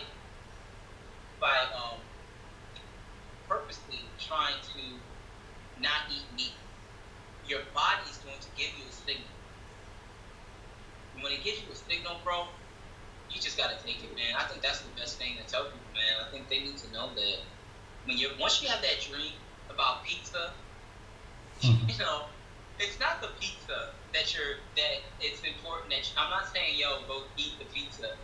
If you want to eat the pizza, bro, go eat the pizza. All right, if that's where you want to start, but you really want to focus in on what pizza really is. You know, it's the cheese that I never hear anybody say, I want the bread on the pizza. It's the cheese. Where does the cheese come from? It comes from the cow. Go get you some raw milk, man.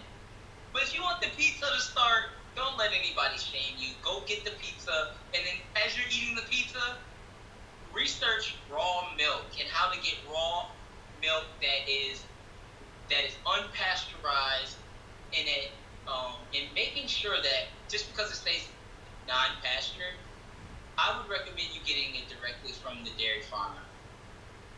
Wouldn't you? Because you can get like stuff from stores that have those labels, like raw cashews. You wish you know about raw cashews. They're not raw. Yeah. Like, you can't eat no raw cashew. Not gonna happen. So I would encourage anyone that has this type of thought in their brain after being vegan for 2 weeks, 3 weeks, save yourself.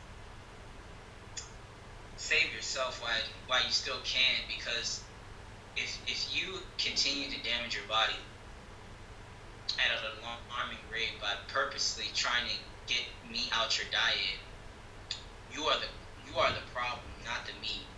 You are the one that's telling your body that what it's been eating for a long time. And if you are spiritual people and believe in spirituality, then you believe that you've been here before. Then your body has an adaptation to eating a certain way. And we don't understand it all quite yet, but what we do understand is when you've been eating something a certain way, your body has the ability to adapt to it. And so then you just ask yourself, have we been eating Snickers bars? Look at the back of a Snickers and you see how long they've been in business. No, we haven't been eating Snickers bars.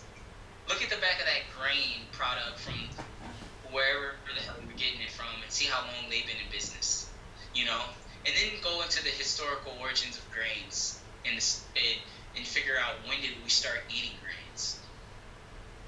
Now, figure out when animals were here. Well, it seems like animals were here quite a long time. And way before processed refined sugars, way before green banana, way before a yellow banana, and all these other foods. I believe that fruits have been here for quite a while. Would you agree with that? Sure. So, there's no argument there, man. Plants produce fruits but would you also agree that the fruits that we buy from the store are cultivated? Right. And that they do not, in no way, shape, or form, resemble foods from nature. Yeah. So when it doesn't even resemble something, when it doesn't resemble, it doesn't even have the same look. Like, they can't even make it look the same. That tells you how modified it really is. Because when something's affected on the outside, it's really affected on the inside, huh? Right. The chemicals that they use, the process. Well, it's not a huge process. It's just, it's a matter of gene pooling from the watermelon, and it's 22. Man, bro, it's a bunch of trash, bro. Because if you have to extract something from a plant, then it's a chemical induced process. It's no way, shape, form natural. You need a machine to do it, and in order to have in order to produce a seedless watermelon or even a seeded watermelon, to look and have so much flesh because people think a seeded watermelon is good now in the health community. In order for it to have so much flesh and so less seeds now, because remember, this seeded watermelon's got like 80 seeds, man. But if you go look at a wild watermelon, holy shit, you might see like 80 seeds in like, you know, a 1/2 of it. You know what I mean? It's not enough. It's not enough evidence that shows us that these seeded fruits that are not from nature is good for us. So it's not enough evidence that shows GMO fruits have any benefit. Cultivated fruits, if you don't understand what I mean by GMO, cultivated fruits by man have any benefit. And that's all fruits. That's strawberries, that's raspberries, that's blueberries.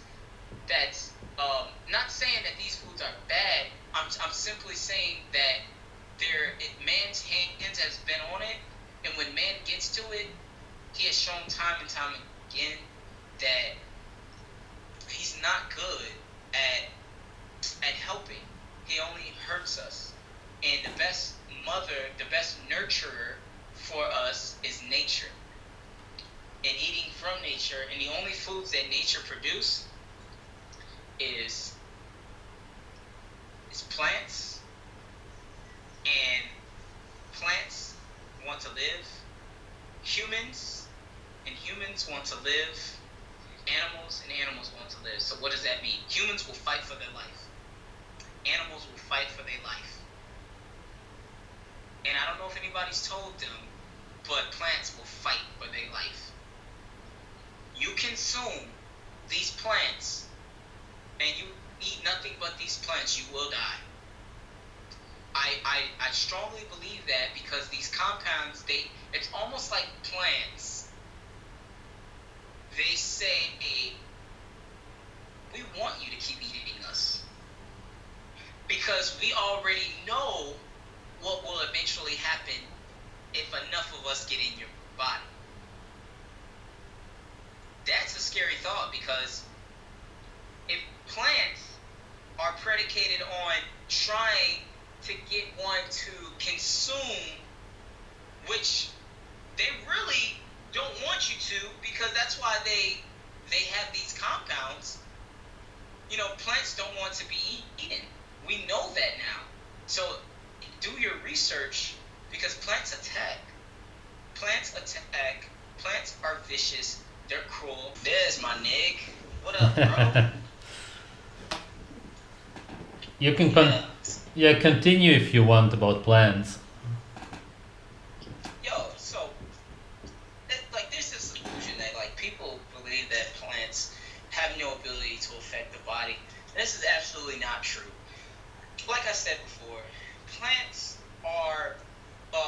If I wanted to throw out a word that shows, I have to plug up here too. If I had to throw out a word that breaks down plants, it's really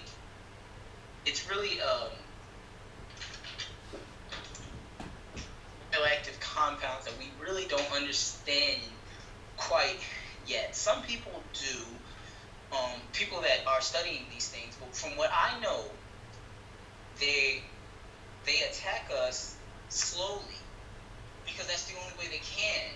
So we think that they're defenseless, and they're intelligent, and everything that is part of nature has an intelligent design. Humans, plants, and animals. So if you think plants are not intelligent because you don't see a brain, then you're going to be a victim, and they're going to get you. If you don't understand that plants have a physical, chemical, and the ability to hire insects as a defense, that shows an intelligence to want to sustain itself. And if you want to kill something that wants to sustain itself, I don't think that means that you're vegan. That I think that kind of just slaughters the vegan argument. Things that want to live and you're eating it kind of hurts the whole vegan claim. So that's how I feel about the plants. But really, I want to, talk about the crossover on the vegan diet is so painful because people just eat so horrible. They eat all these bad foods because they think that it's vegan. I did it too, you know. I'll go to a friend's house and I would eat bread, crackers, whatever was vegan, whatever is the vegan option at your friend's house, and it's harmful, man, because you're not getting any nutrients from crackers. I mean, it's not rocket science. Crackers, man, what nutrient do they? And then there's oatmeal. Oh my God, this little thin paper of a food that people would say, I get so many benefits from oatmeal. What do you think about oatmeal, man? Absolute garbage. But it's high in fiber, Right. which is a nutrient. Which is fiber an essential nutrient? I'm lost here. Oh, Fiber is never an essential nutrient, is it? no, it's not a nutrient at all. It's not. So I'm trying to figure out why we need it. We don't, and people are being duped by people that have these coats on, and they sit at a round table and they try to figure out how we can dupe the people again. And someone says, let's tell them to drink.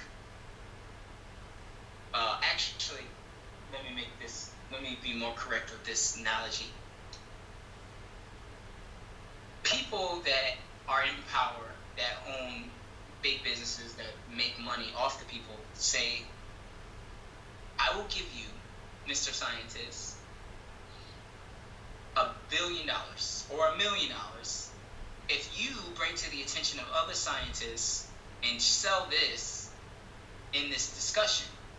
If you sell that people need more water in their diet, because if you don't have water, then things will stop working.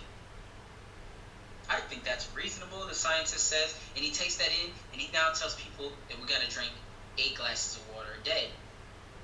Now, the problem with this is that big rich person was the person that owned Coca-Cola, all these other vegan products, and blah, blah, blah. And you'll find that the people that are funding the soda are also funding the water. Look it up.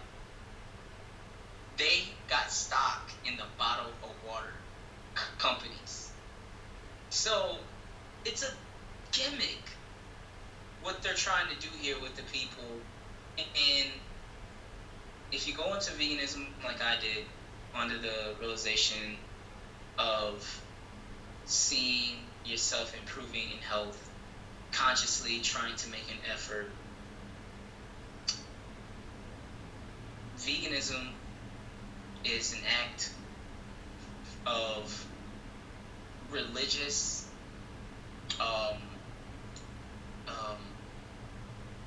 it's an act of religious, like when you just reiterate what other people say and you really don't take into consideration is it the best thing for your health. Somebody said that you don't need animals in your diet and you can get more protein from vegetables, and you just start stating that without doing your research, then you are doing yourself a disservice because you are not very serious about the health of yourself. And I'm convinced that vegans, being a former vegan, I know that vegans care more. They care more about the animals than they care about themselves. They care more about the animals than they care about themselves. They will sacrifice themselves because it is a part of the circle of life, whether we realize it or not. for one to live, one must die.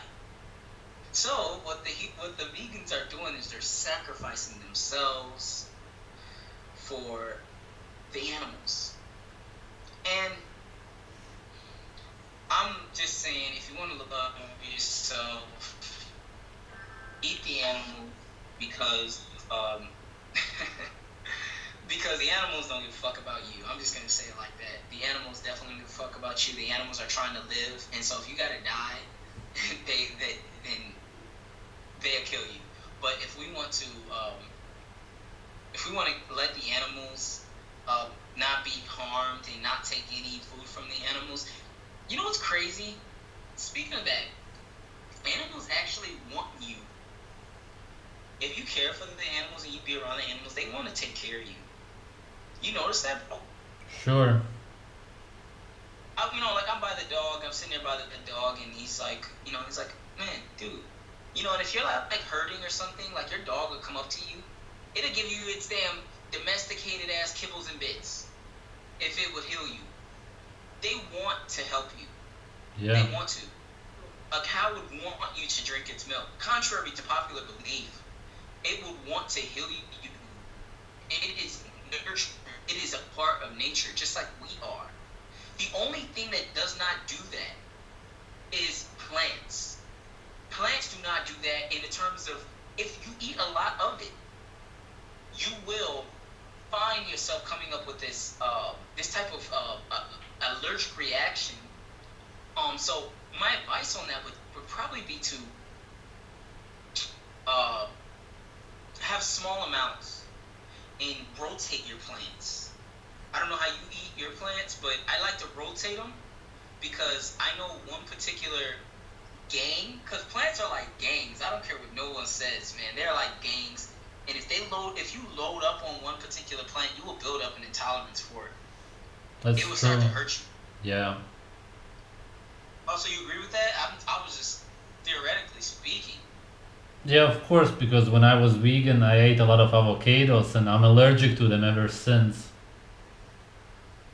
Oh man, I was eating a lot of avocados, and I don't know if I have any effect to them right now. I know I still love them.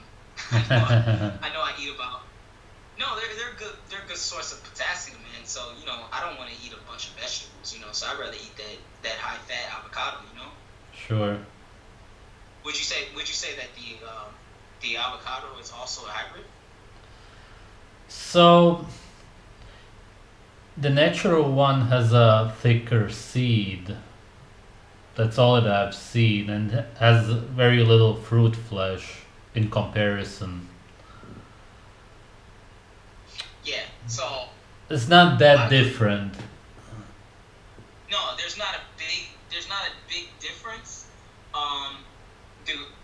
But one thing that we have to take into consideration is how many avocados were we eating, and how frequently was this avocado tree able to produce? Right? Did we have like a ton of them, and did we just sit around and eat avocados? But I'm not saying avocados is bad, because I definitely think that avocados is a healthier source to get potassium. The reason why I say it's a healthier source is because if you eat a ton of vegetables from one particular plant, again, those plants have those type of compounds that will affect you over time, and again, you'll build up a intolerance for it. And if you don't want that to happen, it would be best to rotate it. So an avocado a day is probably not the healthiest thing to do. I actually do an avocado a day, but that's again only because I combine that with a juicing, and there's something about juicing, and I'm sure that you can testify to this. There's something about juicing that really kind of helps with those biocompounds. It kind of neutralizes them in a sense by juicing versus eating the vegetables cooked or whole or raw. Sure. Would you think there's something being done to the juicing? I don't know exactly, but there's definitely something going on there to where I want to say this is just theoretically speaking, an opinion that the cellulose is somehow nullified, and the body is able to get a fuller range of those nutrients. Yeah, of course, because that's what juicing does. You get the juice and not the fiber. That's the whole point. Right. And the fiber, Right. the fiber is the Right. cellulose. Right. And I got this this thing that I tell people all the time. I say, well, which one of you guys can digest cellulose? So if you can't digest cellulose, then you're not a plant, so you don't need plant power. What you need is things that power your body, things that you're made of. And if you're not gonna pull out a plant from your body. Unless you open up your rectum and you'll find fermentation of those plants still in there by eating those plants, and that's just a fact. But what the best thing to do is to juice the vegetables, and vegans still haven't accomplished that yet because for some reason they're still eating them raw, and they say you get the best benefit of eating them raw as if they can digest like the cow does, and making these crazy yet intense comparisons to a silverback gorilla or something, like some type of ape, and it's just like, do you not understand their biology? The fact that you could still repeat this stuff, like it was cute vegan sayings at first, but if you're vegan and you're still like letting people get the teeth chart to fool you, like the teeth chart, really? That's why I got on my page on my Facebook page, man, Geo the Leo, showing people herbivores with teeth that are big, sharp, like carnivores. Stop the bull. Teeth don't tell this. It's like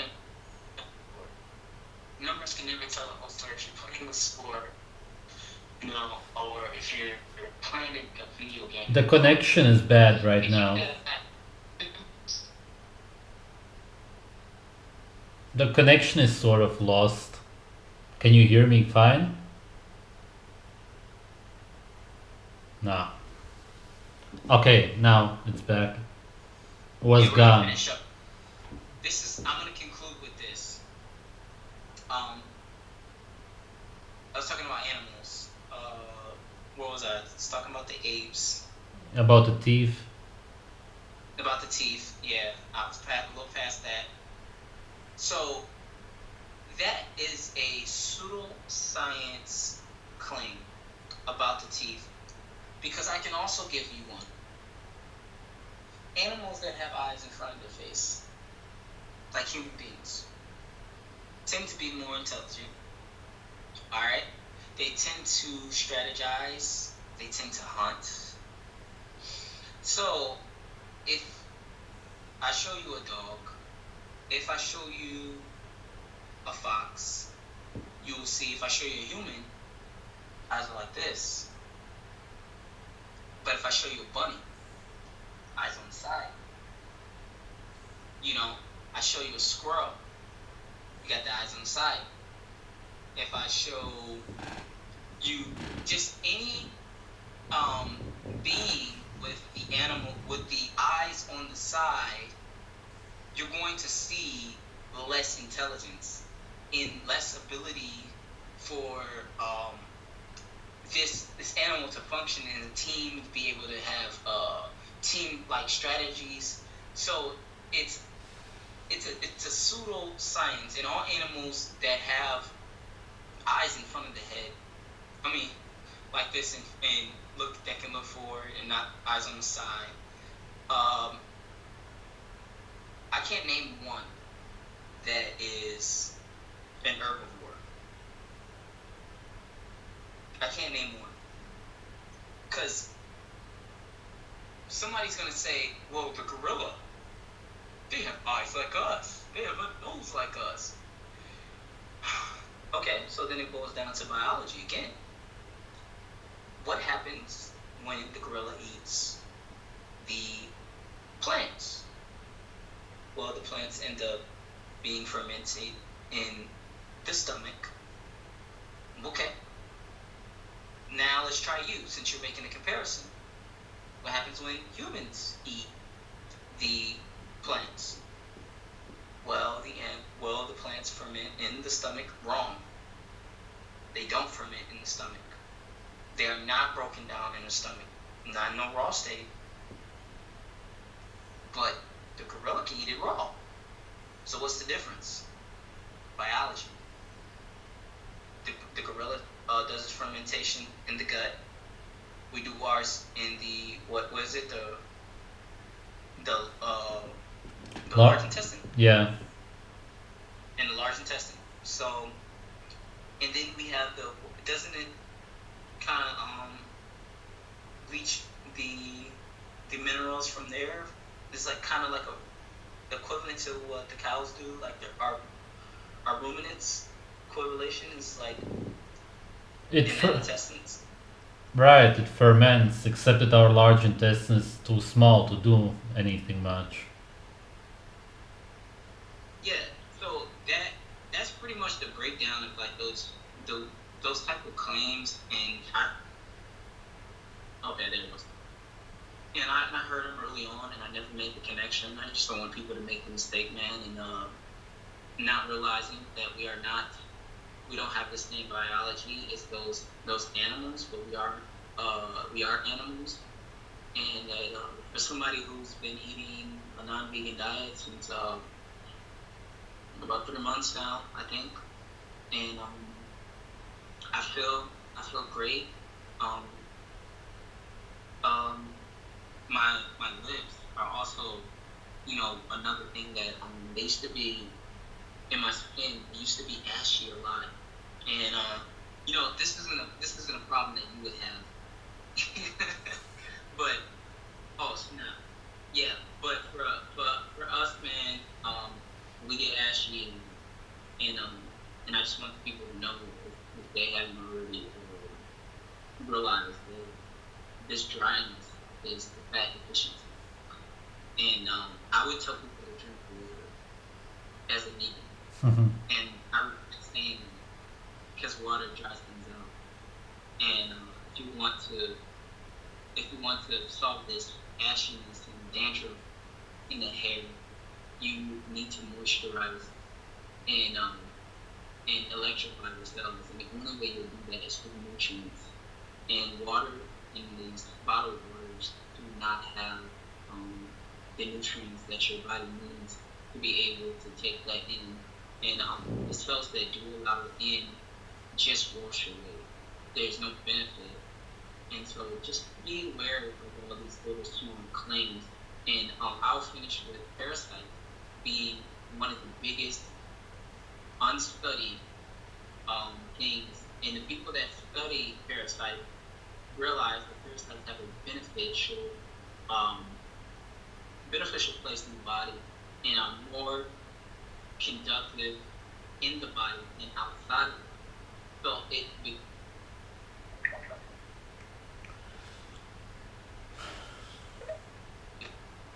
alright, I got also I'm gonna have to get that one. Okay. But it is in the best interest of parasites to be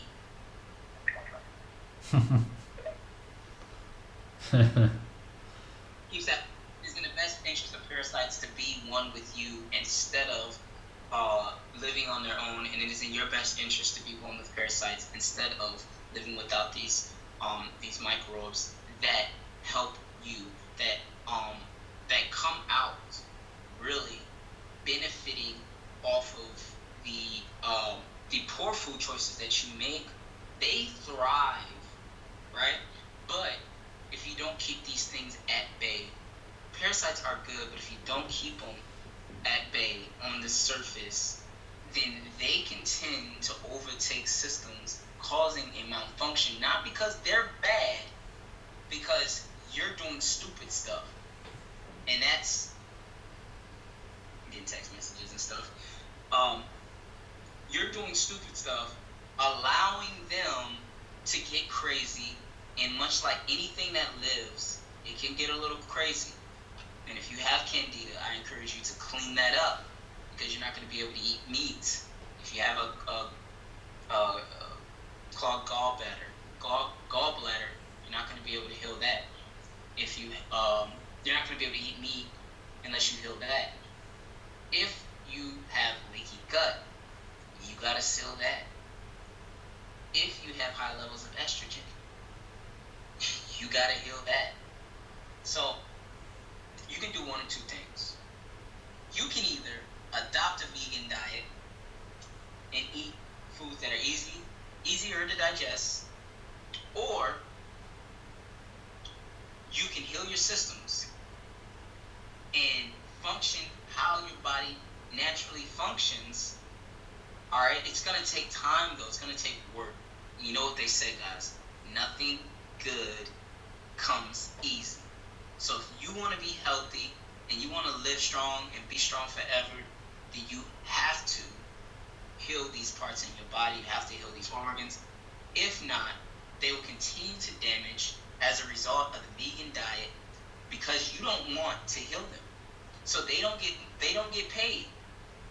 Nutrients pay these organs and these systems, and which the body then gives back and work through enzymes. When the enzymes are coming, then that's your body appreciating. But if you don't have these enzymes, you're gonna have problems. That's it. Okay. That's it. Thanks, bro. Yeah, you're welcome, man. In the meantime, I'm just gonna be, on this healing journey, trying to heal myself of the diseases that I've caused through being a vegan. Yeah. And ultimately, hopefully, we can do some type of seminar and lecture information to be able to what it eventually boils down to is we got to make a living. So if you're coming, I prefer you to come in a setting to where we can charge a couple dollars and have more of an organized, scientific, analytical discussion on veganism and on dietary regimens, historical evidence, stuff like that. Right. So yeah. Continue to go hard, bro.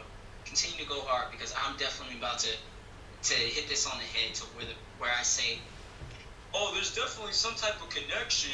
We don't really understand yet. No, I want to fucking understand. I want to understand. I want to be able to point exactly to, these word games that they're playing. And the thing that the trickery about it is, bro, it's just word game. It's just bullshit. It's a bunch of bullshit that's really, it's almost not even worth it. But I'm gonna endure it because people want to know, and it's a good way to make money by just doing something that I'm gonna naturally do anyway, which is be healthy and take care of my body. So it's bullshit to be able to understand and pronounce a particular name of a particular cell that they're now calling, right? Because we can't pronounce all this bullshit. It's this and that. Is that weed right there? What? What are you smoking? No, nothing. Oh, what did I say? What? I was like, what is that? What is your take on marijuana? Oh, yeah, I made a video about it. Why do you smoke it?